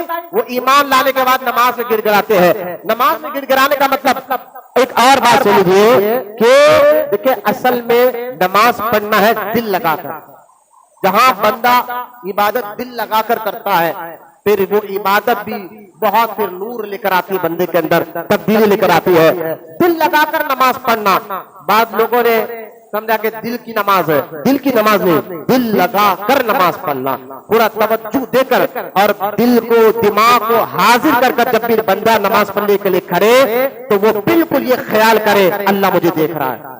جب یہ خیال اس کے اندر پیدا ہو جائے تو دل لگا کر، جیسا کہ آپ دیکھیں ایک पहलवानों को, रोडियों को देखा होगा आपने, कमिश्नर पुलिस के सामने खड़ा हुआ है, बड़े अदब से खड़े हुए, लिबास उड़ रहा है, न बेचैन हो रहे हैं। तो खैर अल्लाह हमें हिफाजत फरमाए ऐसी जगह जाने से। लिहाजा अगर कोई बंदा दिल लगाकर नमाज पढ़े, ये ख्याल पैदा हो जाए कि रब मुझे देख रहा है, तो यकीनन उसका खड़ना में अदब, उसके सर झुकाने में अदब, सारी चीजें जाहिर होने लग जाती है। इसलिए आप, कुरान कहता है मोमिन नमाज तो पढ़ते हैं लेकिन दिल लगाकर नमाज पढ़ते हैं, इखलास के साथ नमाज पढ़ते हैं, खुशू और खुजू के साथ नमाज पढ़ते हैं। असल है दिल लगाकर नमाज पढ़ना। और एक बंदा निकला कहता नहीं दिल की नमाज है, और कहता भाई हमने कहीं देखा है ऐसे लोगों को कि भाई आप नमाज क्यों नहीं पढ़ते? नमाज तो दिल की नमाज होती है। अरे जनाब यहाँ नमाज हो रही है और अपने आप को आप पीर साहब कह रहे हैं, मौलवी साहब कह रहे हैं, 2 नंबर पीरों की बात करो, सच्चे पीर की, पिराने पीर की मैंने आपको बात बता दिया है। हुजूर गौसे आजम फरमाते कि मैंने 90 साल की जिंदगी में बेनमाजी के हाथ से पानी तक नहीं पिया है। तो हमें गौसे पाक का ये कौल ही काफी है। लेकिन आज के दौर में हमारे इस ओल्ड सिटी में कुछ ऐसे लोग भी पैदा हो गए हैं जो कहते हैं भाई दिल की नमाज है, ना फजर पढ़ते, ना जोहर पढ़ते, ना असर, ना मगरिब, ना इशा, कहते हैं दिल की नमाज हम पढ़ते हैं। तुम लोग मौलवी हो, मुल्ला हो, तुम जाकर मस्जिद में नमाज पढ़ो, हम दिल की नमाज पढ़ते हैं। कभी एक दिल की नमाज वालों को बताइए कि ठीक है भाई, तभी आप उनसे पूछा आप नमाज क्यों नहीं पढ़ते? बोले हम दिल की नमाज पढ़ते, मस्जिद में नहीं, रोजाना हम रहते हैदराबाद में लेकिन मक्का जाकर नमाज पढ़ते। अच्छा आप कितनी पहुंच हो गई है, हैदराबाद में रहकर रोजाना 5 टाइम 5 नमाजें मक्के में जाकर पढ़ते। कभी आप ऐसे 2 नंबर पीर को आजमाना है ना, तो ये कहे कि मैं रहता तो यहाँ हूँ लेकिन 5 टाइम नमाज मक्का या मदीने पाक में जाकर नमाज पढ़ता हूँ, तो उसको कहना कि ठीक है बाबा आपकी इतनी बड़ी पहुंच है, आप इतने बड़े अल्लाह के वली है, तो एक काम करिए 5 टाइम नमाज अब मक्का या मदीने में आप पढ़ लगे हैं, खाना भी वहीं पर खाइए, खाना हैदराबाद में खाइए, तो पैसे लीजिए खाना वहां खाइए। अब इनकी सच्चाई और इनकी झूठ जाहिर हो जाएगी। खाना यहाँ खाओ, फिर सोप खाओ, फिर यहाँ पर कह आप तो मदीने जाकर नमाज पढ़ते, मक्का जाकर नमाज पढ़ते, फिर उनको ज्यादा बता नहीं दिल की नमाज और है, तुम लोग जो पढ़े और है। मैंने कहा ये तो कुरान कहता है दिल लगाकर नमाज पढ़ो, और इसका मतलब तुमने कहा दिल की नमाज। मैंने कहा नमाज छोड़कर दिल की नमाज, ये कहा मेरे आका रहमत कौनैन ने सारी जिंदगी को नमाज नहीं छोड़ा, सहाबा इकराम ने नमाज नहीं छोड़ा, अहले बैत ने नमाज नहीं छोड़ा, बुजुर्गान दीन ने नमाज नहीं छोड़ा। बड़े बड़े बुजुर्गों को मैंने जिंदगी में पढ़ा है, गुज़िश्ता जुम्मा में मैंने बताया है कि ख्वाजा नसीरुद्दीन सुल्तान रोशन चिराग दहलवी रहमतुल्लाह तआला अलैह को नमाज से कैसी मोहब्बत थी। गौसे आज़म कह रहे हैं खुद इमाम हुसैन नमाज की हालत में करबला में शहीद हो गए हैं, तो लिहाजा इससे अंदाजा करें नमाज को उनको कितनी मोहब्बत थी। वो लोग तो बड़े बड़े औलिया को तुम नमाज नहीं छोड़े, ये 2 नंबर पीर आकर कहता नहीं भाई दिल की नमाज पढ़ो। असल में दिल की नमाज दिखाओ, दिल लगाकर नमाज पढ़ो, ये उसका मतलब था। इसको दिल की नमाज निकाल गई। आखिरी ये दिल की नमाज पढ़ने वाली आखिरी जुमला ये कहकर मैं बात आगे बढ़ाता हूँ कि आखिरी जुमला ये है कि जनाब आप करेंगे दिल की नमाज पढ़ो, एक काम करिए ऊपर कुर्ता पहनिए, नीचे पैजामा मत पहनिए और बाहर मार्केट में निकल जाइए। लोग अगर आपको पूछे ये क्या जनाब ऊपर तो कुर्ता पहना नीचे पैजामा नहीं पहना, तो कहना कि दिल का पैजामा है। मैं ये कह दो कि दिल का पैजामा है, तो थोड़ी सी शर्म हया करो, ऐसे बेहुदा बेकार बात मत करो जो बुजुर्गों ने नहीं किया है। तो लिहाजा असल मोमिन की पहचान क्या है, कुरान कह रहा है वो अपनी नमाज में गिड़गिड़ाते हैं, यानी दिल लगाकर नमाज पढ़ते हैं। ये ऐसा मसला था। तो अब दिल लगाकर नमाज पढ़ने के लिए आम मुसलमान मोमिन अल्लाह वाले बुजुर्गान दीन तो नमाज ऐसी पढ़ते थे, उनके आजू बाजू तूफान भी आ गया तो पता नहीं चलता। हाँ ये हकीकत है, तूफान भी आ जाए तो उनको पता नहीं चलता था, पूरे लौ लगाकर नमाज पढ़ते थे, उनकी पूरी तवज्जो उनका ख्याल अल्लाह की तरफ होता था। तो हम आम मुसलमान कहता है कि मौलाना ये तो अल्लाह वालों का काम है, हम भी नमाज से मोहब्बत करते हैं, हमें कम से कम दिल लगा कर नमाज पढ़ने के लिए क्या करना चाहिए, कम से कम इतना तो हमें पता चले। तो आइए कुरान तो कहता है कि मोमिन नमाजों में गिड़गिड़ाते हैं, तो दिल लगाकर नमाज पढ़ना कैसा है। आप आइए मैं उसकी आसान ये तरकीब आपको बता रहा हूं, आप जितने बैठे हैं गौर से सुने। ये तरकीब से अगर आप नमाज पढ़ेंगे तो दिल लगाकर नमाज पढ़ना आपको भी आ जाएगा, क्योंकि नमाज हमारी आजकल ऐसे हो गई अल्लाह हो करके रकात तो बांधते हैं, फिर जहन दिमाग बगैर वीजा बगैर टिकट के पूरी दुनिया घूम कर आता है, सब भूली सब चीज भी हमें नमाज में याद आने लग जाती है। ये हाल हमारा होगा, इसलिए नमाज का समय मोमिन की तो पहचान कर दिल लगाकर नमाज पढ़े। उसके लिए करना क्या चाहिए, अल्लाह والے تو مجاہدہ کرتے ہیں اور اپنی گندی عادتوں کو نکال کر اچھی عادتیں اپنے اندر لاتے ہیں، وہ نماز بھی پڑھتے ہیں تو رب کا دیدار کر لیتے ہیں۔ میں نے ابھی آپ کو نماز کی اہمیت بتائی ہے، نماز میں اللہ تعالیٰ کی نمازی کے اوپر خاص تجلی نور برستا ہے، اس لیے نمازی کے سامنے سے جانا منع ہے، لیکن جب وہ نور برس سکتا ہے تو پھر بندے کے اندر تبدیلی آ جاتی ہے، مزاج اور اخلاق میں تبدیلی آ جاتی ہے۔ تو وہ نور کو حاصل کرنے کے لیے کیا کرنا چاہیے؟ دل لگا کر نماز پڑھو۔ اولیاء اللہ کو دل لگا کر نماز پڑھتے تھے، ایسا نماز پڑھتے تھے، حضور غوث پاک نماز پڑھ رہے ہیں، ایک بہت بڑا سانپ آپ کے کرتے میں گھس گیا، غوث اعظم نماز پڑھا ہے، کرتے میں گھس گیا، پیچھے تو نماز پڑھتے وہ لوگ ڈر کر بھاگ گئے، حالانکہ نماز میں سانپ کو نظر آئے تو نماز توڑ کر مارنے کا حکم ہے، یہ بات ذہن میں رکھ لیا، سانپ نظر آ جائے تو نماز توڑ کر مارنے کا حکم ہے۔ لیکن جو اولیاء اللہ رہتے ہیں ان کا ایمان عام بندوں سے زیادہ اللہ پر یقین مضبوط ہوتا ہے، یقین اللہ رسول پر جتنا مضبوط ہو ان کا ایمان بھی اتنا مضبوط ہوتا ہے۔ حضرت غوث اعظم کے آستین میں سانپ گھس گیا، یہاں سے گھسا کالر سے نکلا، پھر آستین سے گھسا، پھر یہ آستین سے نکلا، کتنی دیر تک وہ جو ہے سانپ غوث پاک کے کرتے میں گھس کر کھیلتا رہا۔ سرکار غوث اعظم کو پیچھے کھڑنے والے تو بھاگ گئے، لیکن حضور غوث اعظم کو ہوش نہیں، پوری توجہ رب کی طرف ہے، دل لگا کر ایسا نماز پڑھ لگے ہیں، کیا ہو رہا ہے پتہ نہیں چل رہا، نہ آپ ہلے نہ ڈھولے نہ ہیبت کھائے نہ بے چینی ہوئی۔ یہ ہوتا ہے دل لگا کر جو بندہ نماز پڑھنے لگ جائے اس پر نماز کا اثر ایسے ہونا شروع ہو جاتا ہے۔ تو لہذا حضرت غوث پاک نے جب نماز ختم کی تو وہ سانپ دم کے بل کھڑا ہو گیا اور کہنے لگا لوگوں میں جنات ہوں، بڑے بڑے بزرگوں کو میں نے بھٹکایا ہے، جب وہ دعویٰ کرتے کہ مجھے اللہ پر بڑا یقین ہے تو میں ایسا کر کر بھٹکایا ہے، وہ لوگ بھٹکے ہیں لیکن میں نے عبد القادر کو بھٹکا نہیں سکا۔ یہ واقعی ولیوں کے سردار ہے کہ اتنا بھٹکانے کے باوجود بھی ان کی توجہ اللہ سے ہٹی۔ لہٰذا یہ تو اللہ والوں کی نماز ہے، ہماری نماز کیا ہے؟ کوئی چیز اگر آپ بھول جائے نماز پڑھو تو آپ کو یاد آ جاتی ہے، یار وانا کہتا یار کہتا، تو خیر یہ ہمارا کام کیا ہے؟ کوشش کرنا۔ قرآن میں اللہ کہتا ہے جو میری محبت میں اور میرے لیے، جملہ غور فرمائے، اللہ قرآن میں کیا کہتا ہے؟ جو میری محبت میں، اللہ کی محبت میں اور میرے لیے میرے راہ میں کوشش کرتا ہے میں اس کی ضرور مدد کرتا ہوں، میں اس کی ضرور مدد کرتا ہوں۔ ہمیں کوشش کرنا چاہیے۔ قرآن میں اللہ کہتا ہے سورہ مومن میں کہ مومن دل لگا کر نماز پڑھنے والے ہوتے ہیں، خشوع اور خضوع کے ساتھ نماز پڑھنے والے ہوتے ہیں۔ یہ مزاج نمازی کو آ جائے پھر وہ نور کا اثر اس کے دل دماغ میں اترنا شروع ہو جاتا ہے، وہ نماز کا اثر اس کے دل دماغ میں شروع کرنا ہو جاتا ہے۔ اب عام مسلمان کیا کرے؟ دل لگا کر نماز پڑھنے کے لیے کیا کرے؟ تو میں چند چیزیں میں آپ کو بتا رہا ہوں، اس پر عمل کر لے تو آپ دل لگا کر نماز پڑھنا آپ کے لیے آسان ہو جائے گا انشاءاللہ۔ آپ کیا ہے؟ قرآن کیا کہتا ہے کہ مومن ہو جو اپنی نماز میں گر گراتے ہو تو اس کے لیے کیا کرے؟ جب بھی آپ مسجد میں آئے، یہ کامہ ذہن میں رکھے آپ، تو آپ کے اندر نماز کا اثر ہونا اور رب کی تجلی آپ کے اوپر پڑے گی۔ جب بھی مسجد میں آئے تو پہلا آپ کا کام کیا ہے؟ آپ اللہ کی بارگاہ میں آ رہے ہیں تو اس کے دربار کا ادب ذہن میں رکھنا چاہیے، اور ادب کو ذہن میں رکھتے ہوئے نماز کے لیے جب مسجد میں آئے تو ہمیشہ میں ایک جملہ کہتا ہوں کہ ادب دل میں ہو، کیونکہ شاہ ولی اللہ محدث دہلوی رحمۃ اللہ تعالیٰ نے ایک پیاری بات کی، جب کوئی چیز دل میں جم جاتی ہے، کوئی بھی چیز دل میں اٹک جاتی ہے اور جم جاتی ہے، پھر وہ چیز بندہ اپنی عادتوں سے ظاہر کرتا ہے۔ دل میں جو چیز ہو وہ اپنے جسم سے ظاہر کر کے بتاتا ہے۔ تو دل میں کیا ہونا چاہیے؟ سب سے پہلے بندے کو، مومن کو اللہ اس کے رسول سے محبت اور اس کا ادب۔ ادب جب یہ چیز جم جاتی ہے، محبت اللہ سے، رسول سے، قرآن سے، حدیث سے جم جاتی ہے، جب اللہ سے محبت مضبوط پکڑے جاتی ہے دل میں تو پھر اس کے جسم سے اس ادب کا اظہار بھی ہوتا ہے۔ آپ کہیں کہ بھائی آپ ماں سے جو ہے اتنا ادب، اتنی محبت اور یہ کیوں کر رہے ہو؟ کہا میرے دل میں ماں کا ادب ہے، باپ کا ادب، اس لیے ان کے سامنے اونچی آواز سے بات نہیں کرتا۔ مطلب کیا ہے؟ ادب دل میں ہو تو زبان سے اظہار بھی ہوتا ہے اور جسم سے بھی اظہار ہوتا ہے۔ تو اگر اللہ کے گھر میں آپ بیٹھ رہے ہیں نماز کے لیے، دیکھیے نماز کا اثر ہونا تو سب سے پہلے آپ کو کیا کرنا ہے؟ مسجدوں کا ادب کرنا ہے۔ یہ بات پہلا قدم کیا کر رہے ہیں عام مسلمان؟ کیوں؟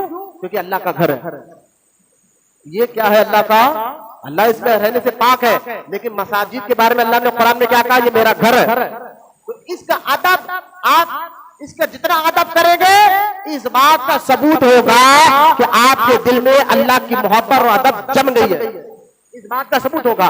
اس لیے آپ دیکھیں حضرت امام زین العابدین رضی اللہ تعالیٰ عنہ, کون ہے امام زین العابدین؟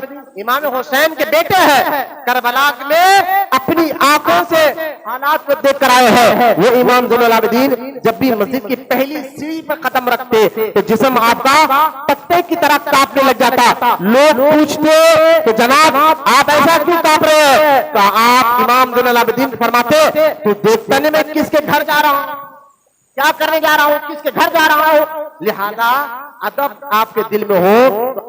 عام مسلمان کیا کرے تو اللہ والے اتنا ادب کرتے ان کا جسم کانپتا تھا, ہمارا جسم کا کانپتا. ہم مسجد میں آئیں گے ادھر ادھر دیکھتے ہوئے اندر آئیں گے, کوئی ٹیکا لے کر بلا وجہ بیٹھ جائیں گے, کوئی فون میں دیکھتے ہوئے بیٹھ جائیں گے.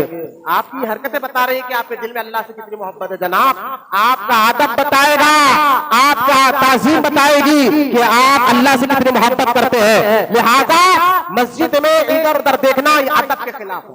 مسجد میں آ کر بلا وجہ کمر میں درد ہے, تکلیف ہے, میں ان کی بات نہیں کر رہا ہوں. یقیناً جو کمر میں درد ہے, تکلیف ہے, وہ بیٹھ سکتے ہیں. بلا وجہ ٹیکا لے کے بیٹھنا یہ ادب کے خلاف ہے. ادب کیا ہے؟ جب مسجد میں آئے تو سب سے پہلا کام مسجد کے باہر تیار ہے, مسجد کے اندر آ کر ہاتھ پیر منہ ناک سر نہیں پوچھنا. یہ ادب کے خلاف ہے. یہ رب کے گھر میں آپ آ رہے ہیں تو اس کا ادب لازم ہے. تو مسجد کے باہر تیار ہو اور نیچے منڈی نگاہیں نیچی کر آنا, یہ اللہ کا ادب ہے. نگاہیں نیچی رکھ کر آنا. اللہ کے گھر میں مسجد میں ادب کے ساتھ آ کر پہلی صف میں بیٹھنا یہ اللہ کے گھر کا ادب ہے. یہ ادب آپ کریں گے تو آپ کے اوپر رب کی تجلی کا برسنا شروع ہو جائے گا. تو ادب آپ پہلے ادب کریں اور دل لگا کر بھی نماز پڑھنا بھی آپ کو مزہ آنے لگ جائے گا نماز میں, عبادت میں.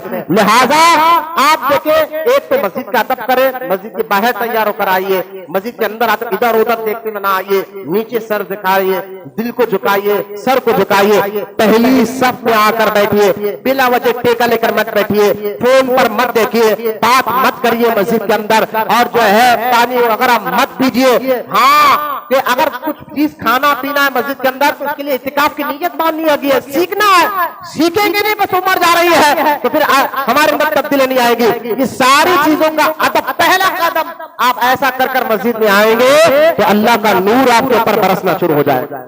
اب پھر نماز کے لیے آپ کھڑے ہو جائے. نماز کے لیے جب کھڑے ہو گئے, چاہے آپ فرض نماز پڑھ رہے ہو یا سنت نماز پڑھ رہے ہو یا نفل نماز پڑھ رہے ہو, اس کے لیے ادب کیا ہے؟ جب نماز کے لیے کھڑے ہو گئے تو اپنے نگاہوں کو نیچے کر کر جو ہے سجدوں کی جگہ رکھیں. اس سے پہلے ادب کیا جانتے ہیں مسجد کا؟ ایک تو مسجد کے اندر آنے کا ادب میں نے بتا دیا, اور ساتھ میں یاد رکھے جب مسجد میں آئے تو صف کے لیے جب کھڑے ہو جائے نماز پڑھنے کے لیے تو حدیث میں سرکار نے فرمایا کہ تم نماز کے لیے کھڑو تو یہ غور سے سنیں, اگر نیند آ رہی ہے, بے چینی آ رہی ہے, ختم کرے. اس حدیث کو غور سے سنیں. سرکار نے ارشاد فرمایا کہ جب مسجد میں تم جماعت کے لیے کھڑو تو ایک دوسرے کے کھاندے سے کھاندہ ملا کر کھڑو.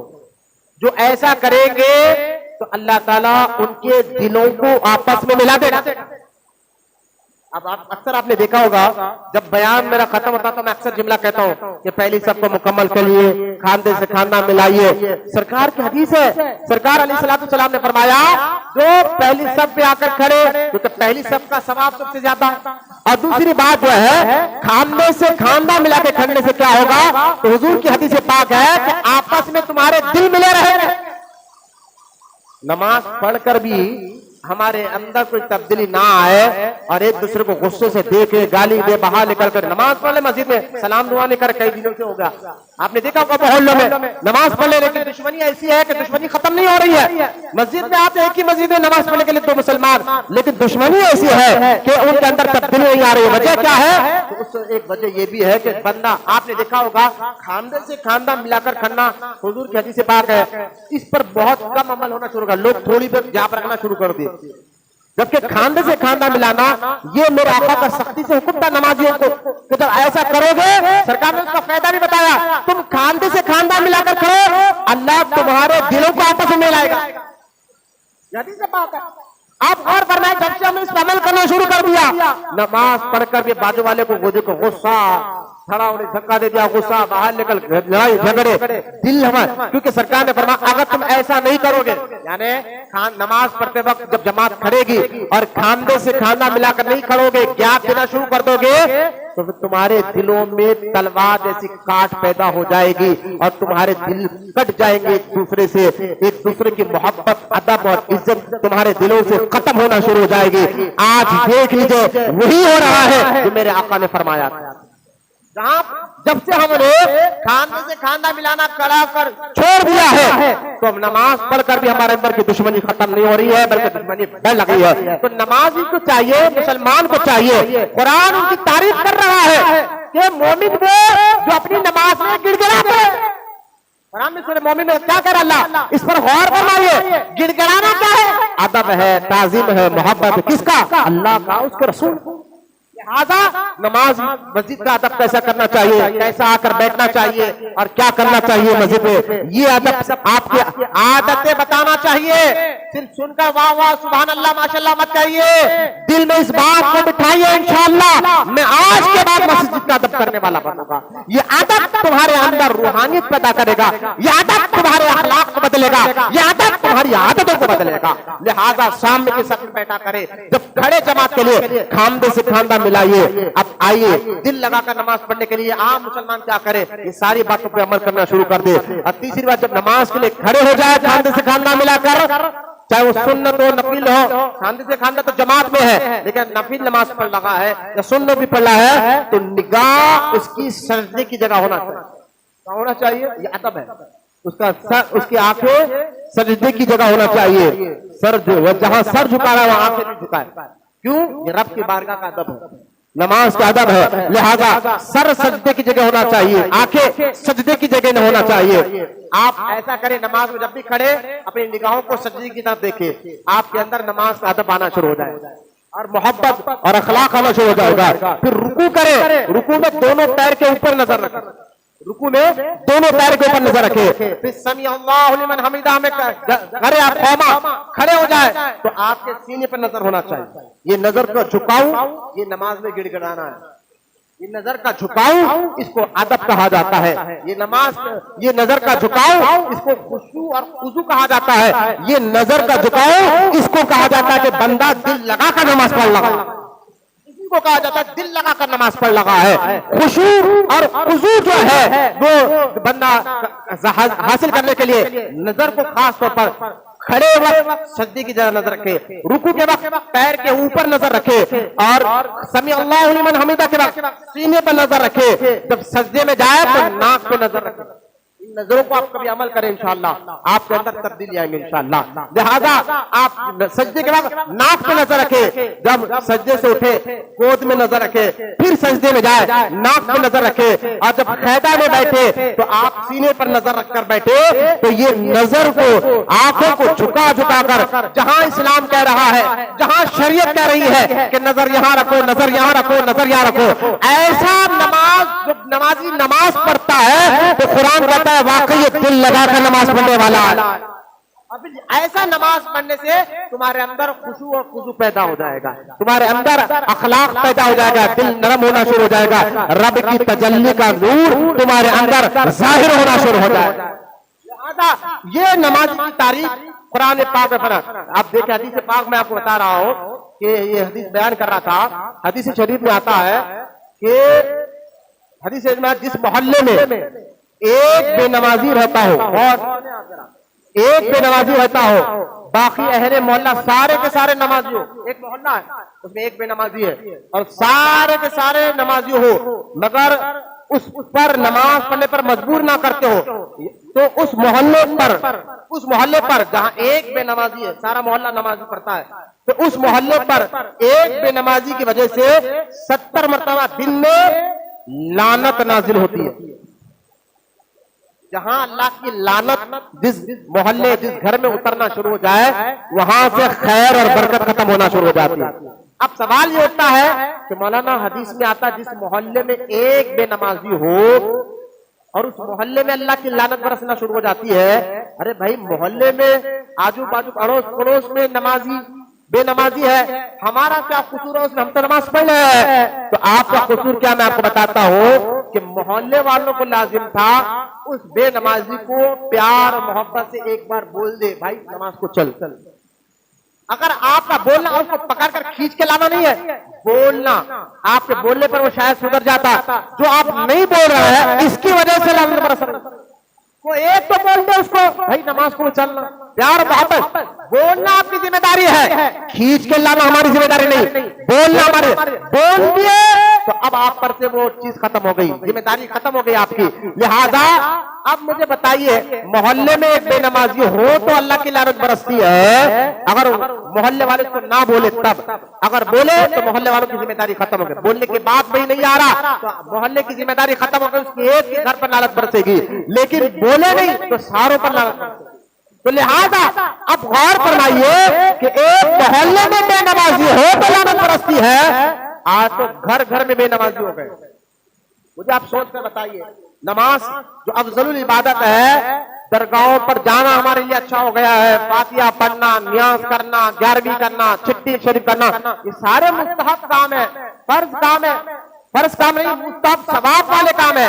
درگاہ جانا ثواب والا کام ہے، فاتحہ دلانا ثواب والا کام ہے، نیاز کرنا ثواب والا کام ہے. لیکن جو نماز ہے، جو فرض والا کام ہے، اس کو چھوڑ کر تو آپ فاتحہ دلا لے، آپ نماز کو چھوڑ کر ثواب کا کوئی بھی کام کر لے.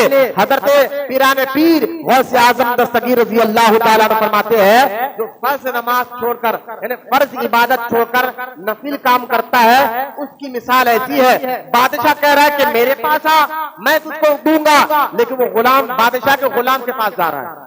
لہذا وہ سیادوں نے مثال دے کے کہے. لہذا جو فرض آج ہمارا کیا حال ہے، ہمارے گھروں میں محلے میں ایک بے نمازی ہو تو اللہ کی لعنت برستی ہے. آج گھر گھر میں بے نمازی ہو.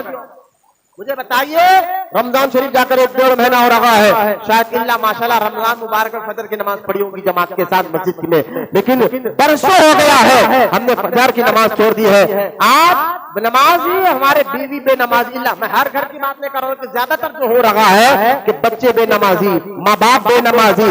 اب اس گھر میں چاہے ذکر پڑھ لیجیے، اس گھر میں چاہے درود کی محفلیں سجا لیجیے، اس گھر میں چاہے جو ہے قرآن کی تلاوت کرتے رہیے، اس گھر میں نیاز کریے، فاتحہ دلائیے، اس گھر میں باہر سے مولوی صاحب کو بلا کر قرآن کی تلاوت کرائیے، تو یقین جانیے جو اثر ہونا وہ اثر تو نہیں ہوگا، کیونکہ سارا کا سارا گھرانہ بے نمازی ہے. تو رب کی لعنت برستی ہے، وہاں برکت کبھی نہیں ہوتی. اس گھر میں جو ہے پریشانی کبھی ختم نہیں ہوتی ہے. جس گھروں میں نمازی رہتے ہیں ایسے گھروں میں پھر اللہ ولیوں کو بھی پیدا فرماتا ہے. آپ غوث اعظم کے والدین کو پڑھیے، غریب نواز کے ماں باپ کو پڑھیے، یہ نمازی پرہیزگار لوگ تھے، تبھی تو ان کے گھر میں غریب نواز جیسے بچے پیدا ہوئے، غوث اعظم جیسے لڑکے پیدا ہوئے. لہذا نماز جو ہے آپ گھر میں پڑھیں گے نہیں، برسوں ہو گیا. ماں باپ دیکھیں، ہمارے ماں باپ کی کیا ہے، اگر بیٹا اسکول نہ جائے تو بہت سختی کرتے ہیں، مارتے ہیں. اچھی چیز ہے، دیکھیں آج کے دور میں پڑھانا بچوں کے لیے لازم ہے. ہم علماء یہاں ایک بات کہتے ہیں، ایک ٹائم کم کھاؤ بچوں کو پڑھاؤ. ضروری ہے پڑھانا.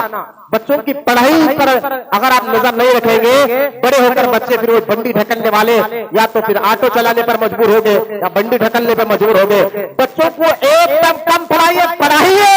پڑھانا بہت ضروری ہے. جو ملک کے حالات ہے، آنے والے حالات جو ہو رہے ہیں، پڑھائیے، لیکن ساتھ ہی ساتھ ان کے ایمان اور ان کے عقیدے پر بھی نظر رکھیے. لہذا آپ غور فرمائیے، اسکول نہ جانے پر اس کو اتنی سختی کی جاتی ہے، اس دن اس کو کھانا نہیں دیا جاتا. اچھی چیز ہے، اس کو سختی کرنا بھی چاہیے. اس دن اس کو کھانا نہیں دیا جاتا اور اس سے بات نہیں کی جاتی کہ آپ نے اسکول نہیں گئے. اگر اسکول گیا بھی تو سبق یاد نہیں کیا تو اس کو ماں باپ سختی کرتے ہیں اور کہتے ہیں آج تم نے سبق یاد نہیں کیا، آج تم نے ٹیوشن نہیں گئے، لہٰذا تمہیں آج کا کھانا نہیں ملے گا، تمہارے سے ہم بات نہیں کریں گے. اتنی سختی نماز چھوڑنے پر کبھی نہیں کی جاتی جتنی سختی اسکول نہ جانے پر کی جاتی ہے. تو یہ حال مسلمانوں کا ہو گیا ہے. نماز زبان سے تو وہ کہتے ہیں کہ ہمیں اللہ رسول سے محبت ہے، عمل سے کچھ ظاہر نہیں کرتے. آپ سختی کریے، بچوں پر سختی کریے، خود سختی سے عمل کریے، بچوں پر سختی کریے. حضور خواجہ بندہ نواز گیسو دراز رحمۃ اللہ تعالی علیہ کی بات مجھے یاد آ گئی. آپ کا یہ اتوار کو آنے والے اتوار کے دن سندل مبارک ہے.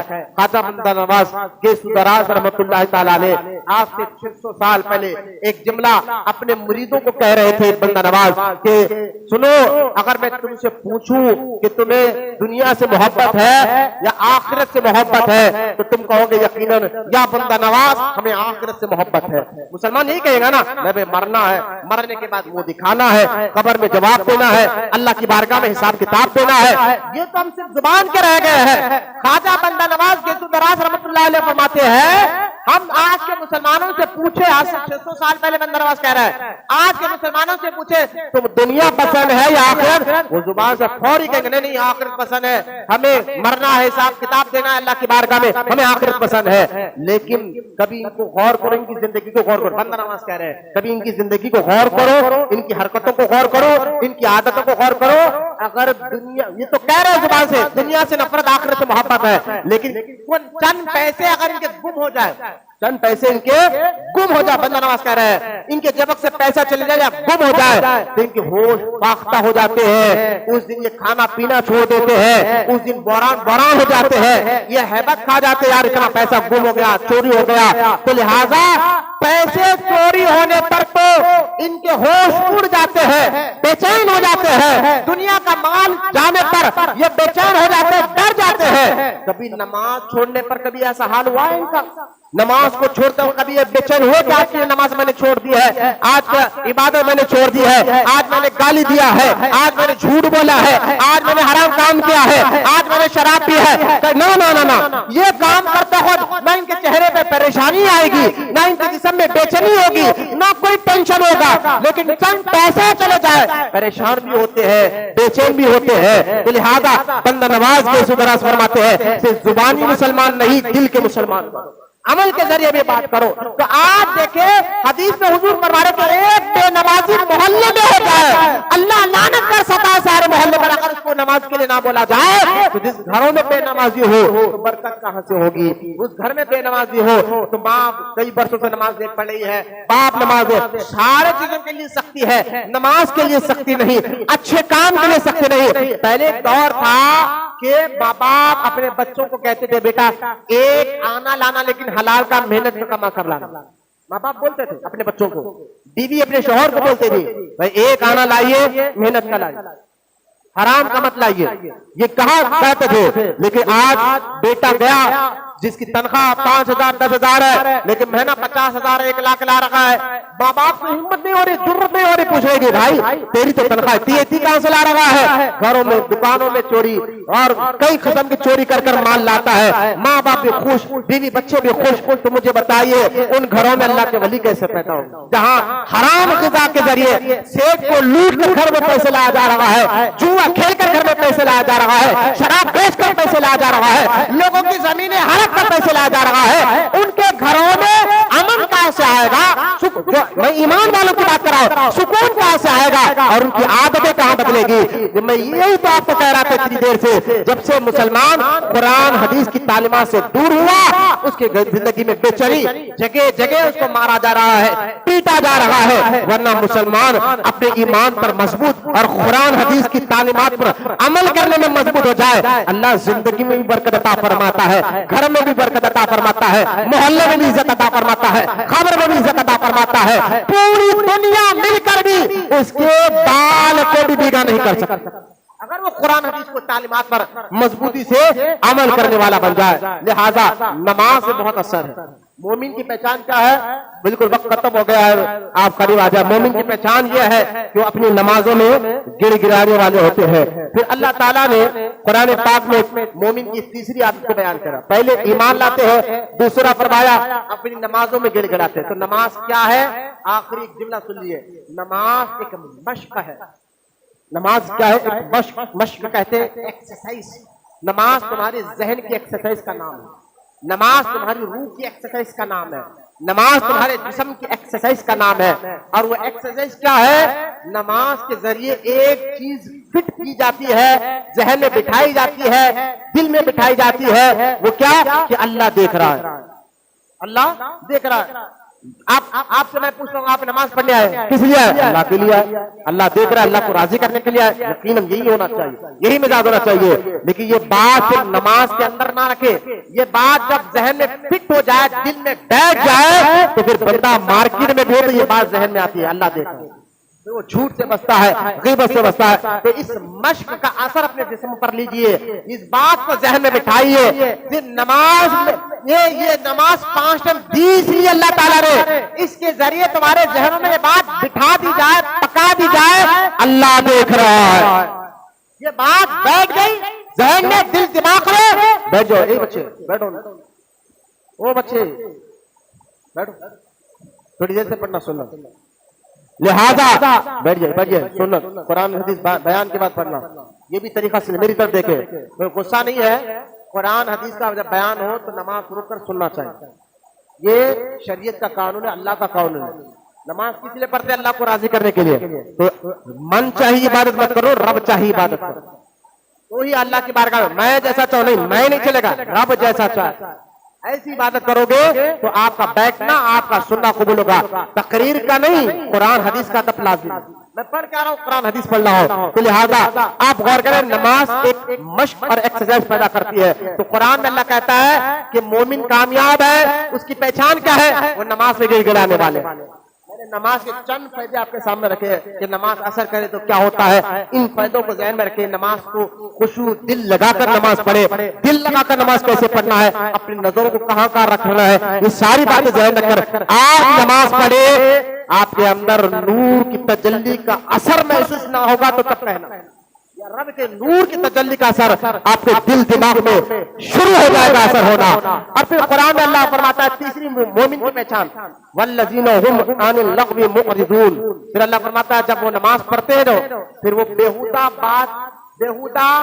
वल्लज़ीना हुम अनिल लग़वी मुअरिदून, फिर वो बेहुदा बात, बेहुदा जगह, गलत जगह जाना तो दूर की बात है, जहां गलत काम हो रहे हैं, जहां शराब की महफिलें हो रही है, जहां जिना का काम हो रहा है, जहां जुआ खेला जा रहा है, जहां गाली गलौज हो रही है, जहां लोगों को लूटा जा रहा है। अल्लाह मोमिनों की शान बयान करते कहता है गलत जगह जाना तो दूर की बात है, वो तो गलत बात जुबान से कहते भी नहीं है, गलत चीज आंख से देखते भी नहीं है। बोले ना सुभान अल्लाह। ये कुरान में अल्लाह मोमिन की तारीफ कर रहा है, मुसलमान की तारीफ कर रहा है। क्या कहता है? वल्लज़ीना हुम अन लग़वी मुअरिदून। और मोमिन की वो बेहुदा बात की तरफ जाना तो दूर की बात है, वो कहना भी पसंद नहीं करते, देखना भी पसंद नहीं करते। ये मोमिन की तारीफ बयान हो रही है। लेकिन आज क्या है, सबसे ज्यादा बेहुदा काम ज्यादा होते माज़अल्लाह, वहां पर सबसे ज्यादा मुसलमान नजर आ रहे हैं। उसकी वजह क्या है? जब हमने इस पर गौर किया कि कुरान में मोमिन की तरह मुसलमान की तारीफ करते हुए अल्लाह ये कह रहा है कि मुसलमान गलत जगह जाना तो दूर की बात है, गलत बात जुबान से निकालते भी नहीं है, गलत चीज देखते भी नहीं है।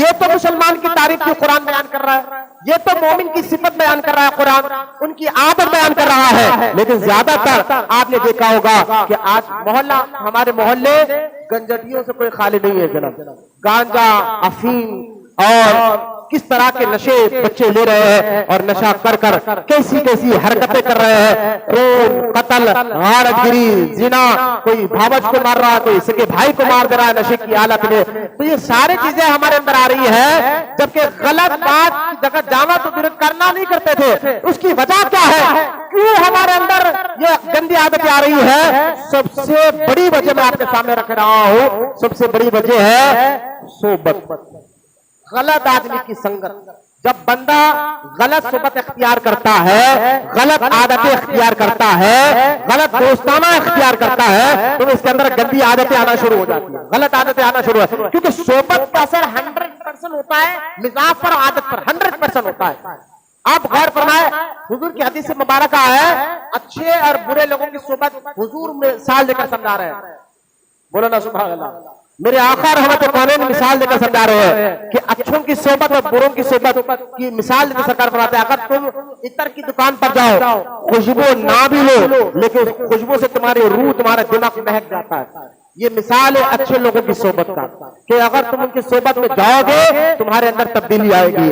اور اگر تم انگار والے کے پاس جاؤ, کوئلہ خریدنے یا جو بٹی میں انگار کا کام کرتے ہیں, لوہا جلانے کا کام کرتے ہیں, تم کچھ خریدو بھی نہ, چنگاریاں اچھل کر تمہارے لباس پر ضرور آئے.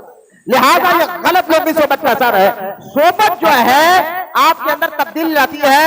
حضرت ایک بہت بڑے اللہ کے ولی فرماتے ہیں کہ میں نے ایک بار مٹی کو دیکھا, اس مٹی کے اندر گلاب جیسے پھول کی خوشبو آ رہی تھی, گلاب جیسے پھول کی خوشبو آ رہی تھی. وہ اللہ کے ولی دعا کرتے, یا اللہ یہ تو مٹی ہے, مٹی کی تو عادت نہیں ہے, فطرت نہیں ہے, مزاج نہیں ہے, یہ خوشبو دے, اس کے اندر خوشبو کہاں سے آ رہی ہے.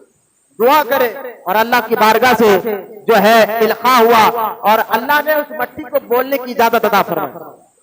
جب اللہ حکم دیتا ہے تو بے جان چیز بھی بولنے لگ جاتی ہے. اس کا دلیل بھی قرآن ہے. کوئی مذاق نہ ہو, یہ کیا بھائی مٹی بات کر رہی, کہتے ہیں. میں نے کہا قرآن پڑھ کر دیکھ, اللہ قرآن میں کہتا ہے قیامت کے دن تمہاری زبان سے نہیں تمہارے ہاتھ سے بولنے لگاؤں گا. تمہارا ہاتھ مجھے بولے گا کہ تم نے ان ہاتھوں سے کیا کیا کیا, تمہارے پیر مجھے بولیں گے ان پیروں سے تم نے کیا کیا کیا. تو وہ میرا رب ہے جس سے چاہے بولنے لگا دے, اس کے وہ قوت والا طاقت والا ہے. اب مٹی سے بزرگ پوچھتے ہیں بھائی خوشبو دینے کی عادت تو گلاب کی ہوتی ہے, پھول کی ہوتی ہے, تیرے اندر خوشبو کہاں سے آ گئی ہے. تو مٹی کہتی ہے اے اللہ کے ولی یقیناً میری یہ عادت نہیں کہ میں خوشبو دوں, میں خوشبو پہنا میری مزاج نہیں ہے, میری یہ فطرت نہیں ہے, بلکہ میں چند دن, وہ مٹی کہہ رہی ہے میں چند دن گلاب کے ساتھ رہی ہوں, میری عادت نہیں ہے, یہ صحبت کا اثر ہے. تو چند دن گلاب کے ساتھ میں رہی ہو تو اس کا اثر میرے اندر آ گیا ہے, اس کی خوشبو میرے اندر آ گئی ہے. یہ سبق مل رہا ہے اگر بندہ صحبت اچھی اختیار کرے عادت 100% صحیح بدلے, اس کی عادتیں صحیح ہوگی. لیکن آج دیکھیں حضور کی حدیث پاک, حضور کیا ہے معلم ساری کائنات ہے, معلم سب سے بڑے طبیبوں کے طبیب. یعنی ہم کہتے ہیں یار ایسے ڈاکٹر کی صلاح لیجئے جو ڈاکٹر ایسا پرفیکٹ ڈاکٹر ہو جو اس بیماری کو پہچانے اور علاج بھی کرے. آپ کی نظر میں کیا کہتے ہیں یہ بہت بڑا ڈاکٹر ہے, پہنچا ڈاکٹر ہے جو ہم بیماری کو پہچانتا بھی ہو علاج بھی کر دیتا ہے. تو لہذا جسمانی بیماری کے لیے ہم اسپیشلسٹ کو ڈھونڈنا بھی چاہیے, اور ڈھونڈ کر اس کے بعد جاتے یار یہ ڈاکٹر کڈنی کا اسپیشل ہے, یہ آنکھ کا اسپیشل ہے, یہ کان کا اسپیشل ہے, یہ دل کا اسپیشل ہے, اور یہ بیماری کو پکڑتا ہے فوراً علاج کر دیتا ہے. تو میرے اور آپ کے نبی جہاں قرآن اور حدیث کے ذریعے نماز, روزہ, حج, زکات ساری باتیں سکھائے ہیں, وہیں پر ہمارے نبی معلم کائنات بھی ہے. یعنی آپ ایسے طبیبوں کے طبیب ہیں, آپ نے بتایا کہ تمہارے جسم کے ساتھ ساتھ تمہاری گندی عادتوں کا علاج کیا ہے اور اس کا حل کیا ہے. حضور صلی اللہ تعالی علیہ وسلم نے 1400 سال پہلے یہ جملہ فرما دیا. یہ جملہ اگر سمجھ گئے نا آپ بچے, آپ لوگ سمجھ گئے نا سونے کے پانی کے لکھنے کے لائق ہے. اور حضور نے فرما دیا کہ اگر اس بات میرے آقا کے ہر فرمان پر لاکھوں سلام.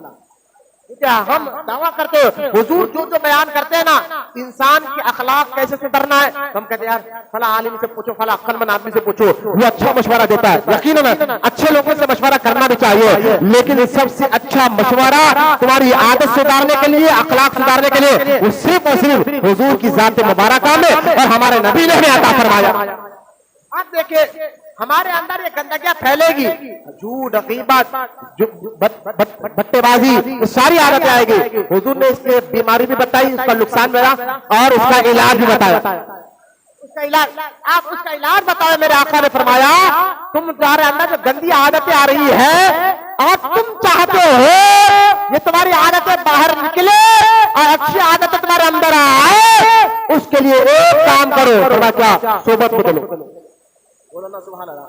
سمندر کو میرے آقا نے جسم میں دبا دیا. بات سمندر ہے, ایک چھوٹی سی جملے میں سرکار نے سمجھا دیا کہ صحبت بدلو, نیک لوگوں کی صحبت میں اختیار آ جاؤ, تمہاری عادتیں ضرور بدلے. تمہارے اندر جو بیماری ہے روحوں کو گناہ کرنے کی, جھوٹ بولنے کی, غیبت کرنے کی, گندی عادتوں کی جو بیماری پڑ گئی ہے, صحبت بدلتی ہے ساری عادتیں ختم ہو جائے. لہذا حدیث میں میرے آقا نے فرمایا اے ایمان والو، کسی سے تم دوستی کر رہے ہو، دوستی کرنے سے پہلے دوست کو دیکھ کر دوستی کرو. یہ حدیث پہ غور فرمایا. حضور صلی اللہ تعالی علیہ وسلم جو فرماتے ہیں نا، وہ ایک پتھر کی لکیر بھی ہوتی ہے، اس میں قیامت تک، کیونکہ یہ پارلیمنٹ کا قانون نہیں ہے، اللہ اس کے رسول کا بنا ہوا قانون ہے. پارلیمنٹ کا قانون 5 سال کے بعد حکومت دوسری آئے تو بدل سکتا ہے. حضور جو قانون بتا دے وہ قانون ہمیشہ فائدہ دیتا ہے. ایک بار جو قانون بن گیا ہمیشہ کا فائدہ اس میں ہوتا ہے. یہ قانون دیکھیں آپ، کتنا پیارا جملہ ہے. سرکار نے فرمایا دوست کو دیکھ کر دوستی کرو. دیکھ کر مطلب کیا ہے سمجھے آپ؟ کہ دیکھیں حضور کے فرمان میں کتنی حکمت ہوتی ہے کہ سرکار نے فرمایا اگر کوئی کتا تمہارے برتن میں منہ ڈالے اور چاٹے، اس کو 7 بار مٹی سے دھو. مٹی زمین کی مٹی سے دھو تو تمہارا برتن پاک و صاف ہو جائے گا. یہ حدیث ہے. اب آج کے دور میں اس حدیث کو سائنٹسٹوں نے جب پڑھا، بھائی آج کے دور میں ایک سے ایک لکوڈ ہے، ایک سے ایک صابن نکل گیا ہے، برتن صاف کرنے کے لیے شیمپو نکل گیا ہے، تو انہوں نے کہا بھائی ان کے اسلام میں تو کہا جا رہا ہے کتا اگر منہ ڈالے برتن میں تو اس کو مٹی سے دھو. ہمارے پاس ایک سے ایک شیمپو ہے، لکوڈ ہے، صابن ہے. انہوں نے کیا کیا، ایک برتن کتے کے سامنے رکھا اور جو اس نے جب منہ ڈالا چاٹا اس برتن کو، اس سے مہنگے سے صابن کو 7 بار کئی بار دھویا، اور دھو کر جب میکرو گلاس سے دیکھا تب بھی اس برتن میں کیٹانو نظر آئے. کیٹانو نظر آئے. اور پھر انہوں نے کیا کیا، مٹی سے 7 بار اس برتن کو دھویا رگڑ کر، اور جب آئینے سے دیکھا تو ایک بھی کیٹانو نظر نہیں ہے. میرا آقا جو بیان کر دے نا وہ بیماری کی جڑ ختم کر دیتی ہے. آپ چاہتے ہیں کہ میں بدلوں تو آپ کو چاہیے سب سے پہلے صحبت.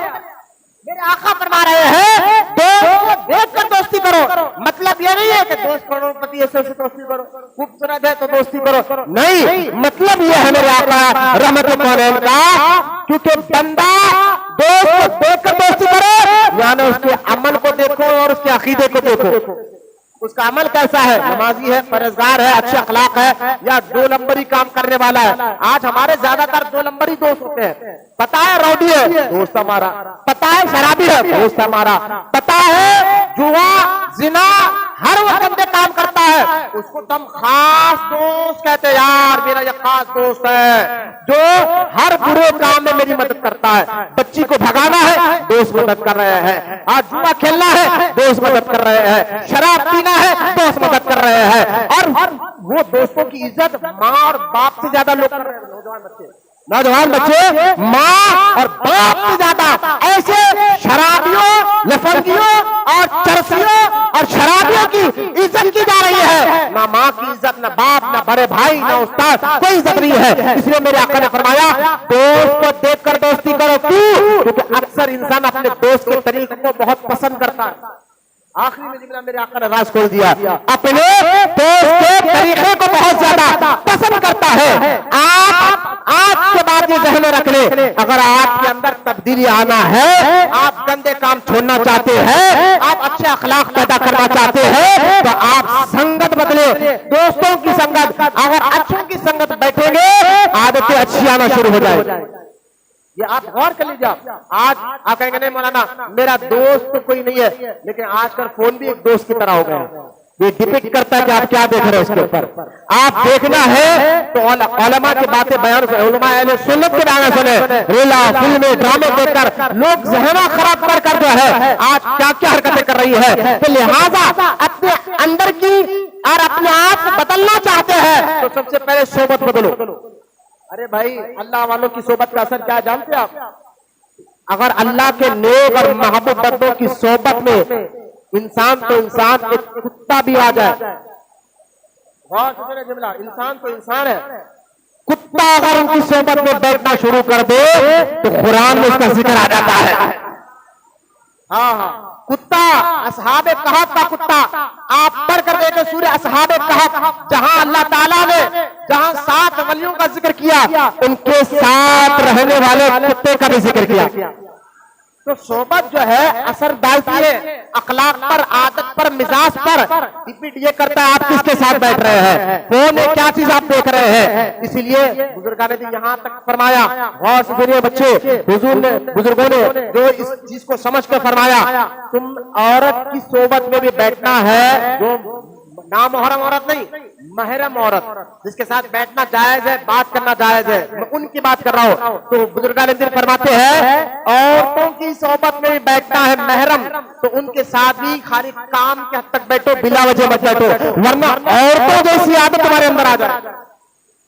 ماں کے ساتھ آپ بیٹھ سکتے ہیں، بیوی کے ساتھ، بیٹی اور بہن کے ساتھ، یہ محرم عورتیں، بندہ کبھی بھی تنہائی نہیں بیٹھ سکتا. ان کے ساتھ بھی اگر بیٹھ رہے ہیں تو کچھ ضرورت کے حد تک بیٹھو، اس کے بعد زیادہ بیٹھو گے تو ان کے جیسی عادت تمہارے اندر آئے. آپ دیکھ لیجیے، زیادہ تر بات کرتے کرتے ہاتھ یوں کرتے نا، آئی اوئی ٹوئی، یہ زیادہ تر عورتوں کے ساتھ بیٹھنے کی وجہ سے مسکرائے، لیکن بات بھی سمجھے میں کیا کہہ رہا ہوں، بات کو بھی سمجھیے آپ کیا کہہ رہا ہوں. اسی طرح اگر اللہ کے نیک بندے محبوب بندوں کی صحبت میں بیٹھیں گے، آپ کے اندر بہادری پیدا ہوگی، آپ کے اندر اللہ رسول سے محبت پیدا ہوگی، آپ کے اندر نیکیوں سے محبت پیدا ہوگی، کیونکہ بندہ وہی کام کرتا ہے جس چیز سے وہ محبت کرتا ہے. محبت عمل کو آسان کر دیتی ہے. لہذا قرآن میں اللہ فرماتا ہے مومن کی پہچان وہ بری بات بولنا، بری جگہ جانا تو دور کی بات ہے، مومن تو وہ ہوتا ہے وہ بری بات کہنا بھی پسند نہیں کرتا. درود شریف پڑھیں، اللہم صلی علی سیدنا محمد معادن الجود والکرم وعلی آلہ وبارک وسلم. صلاۃ و سلام علیک یا رسول اللہ صلی اللہ تعالی علیہ وسلم. بات ختم کر رہا ہوں. پھر اللہ تعالیٰ نے مومن کی چوتھی ایک آیت، یہ مومن وہ جو ایمان والے ہیں، دوسرا نماز میں گر گرانے والے ہیں، تیسرا بےہودہ بات دیکھتے بھی نہیں کرتے بھی نہیں، اللہ سبحانہ.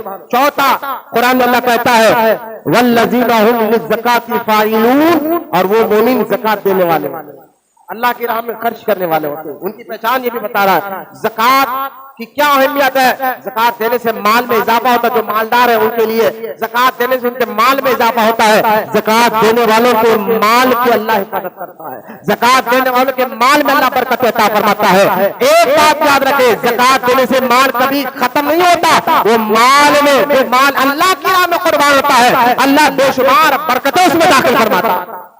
لہذا مومن کی پہچان، سورہ مومن کی میں آیت نمبر 1 سے 10 تک کی تفسیر میں آپ کے سامنے کر رہا ہوں، بات ختم کر رہا ہوں. چوتھی وہ زکات دینے والے. پانچواں اللہ فرماتا ہے والذین هم لفروجہم حافظون، وہ اپنی شرمگاہوں کی حفاظت کرتے ہیں.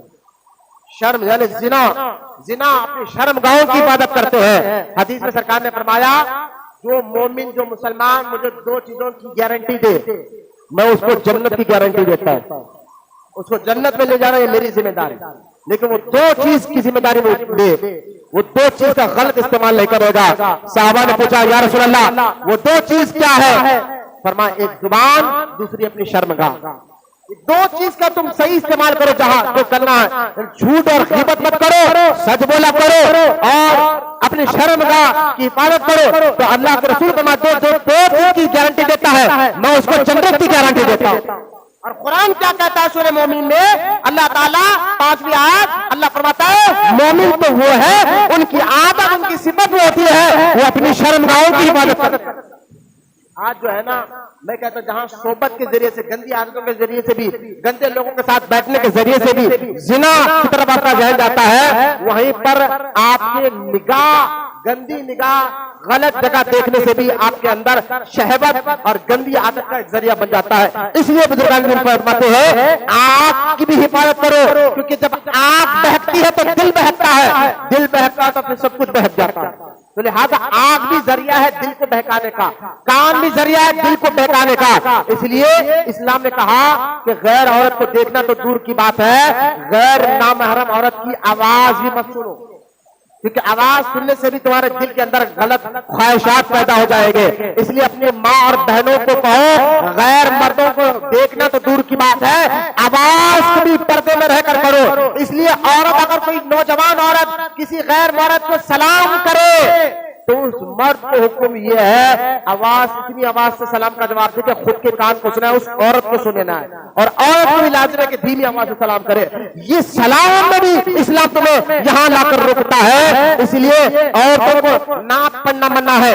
عورت سلام نہیں پڑھ سکتی، نعت نہیں پڑھ سکتی، کیونکہ عورت کی آواز بھی عورت ہے، یعنی عورت کی آواز بھی پردہ ہے۔ آواز کے ذریعے سے بھی لوگوں کے دل میں غلط خیال پیدا ہو جاتے ہیں، آواز کے ذریعے سے بھی لوگوں کے دل میں شہوت پیدا ہوتی ہے۔ اسلام نے فرمایا عورت کو کہ اپنی آواز بھی غیر مردوں کے سامنے مت نکالا کرے، اپنے آپ کو تو دور کی بات ہے، آواز کو بھی، تو لہذا اس ذریعے کو بھی آپ کو روکنا ہوگا جس ذریعے سے آپ کے اندر گندگی آ سکتی ہے۔ اگر روکو گے تو مومن کی تعریف ہو رہی ہے قرآن میں، اللہ کہتا ہے وہ تو اپنی شرمگاہوں کی حفاظت کرتے ہیں۔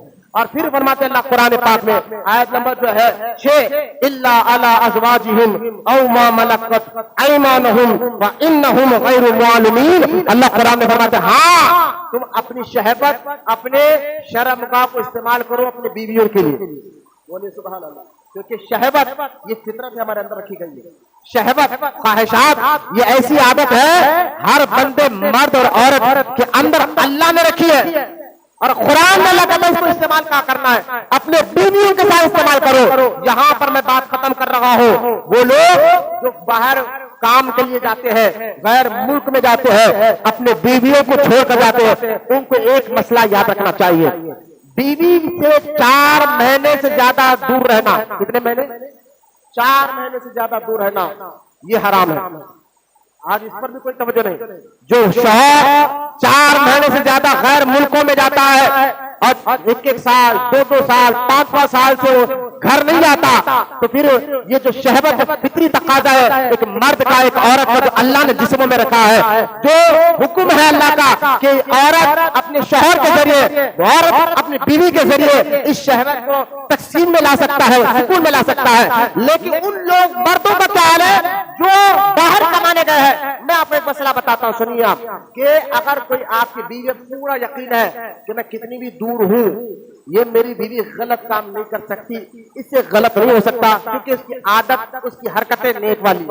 آپ نے شادی کر کے دیکھا بڑی نیک عورت ہے، نمازی پرہیزگار ہے، تو جو عورت سے گناہ ہونا ذرا مشکل ہے، غلط جگہ جانا، غلط کام ہونا، تو ایسا مرد سال بھر کے لیے بھی دور رہے تو کوئی مسئلہ نہیں۔ لیکن جو مرد عورت جس کو اندازہ ہے اگر میں دور رہوں گا تو مجھ سے غلط کام ہو سکتا ہے، جو عورت کو یہ اندازہ ہو شوہر دور رہے گا 4 مہینے سے زیادہ تو مجھ سے غلط ہو سکتا ہے، ایسی صورت میں مرد کو 4 مہینے سے بھی زیادہ دور رہنا حرام ہے۔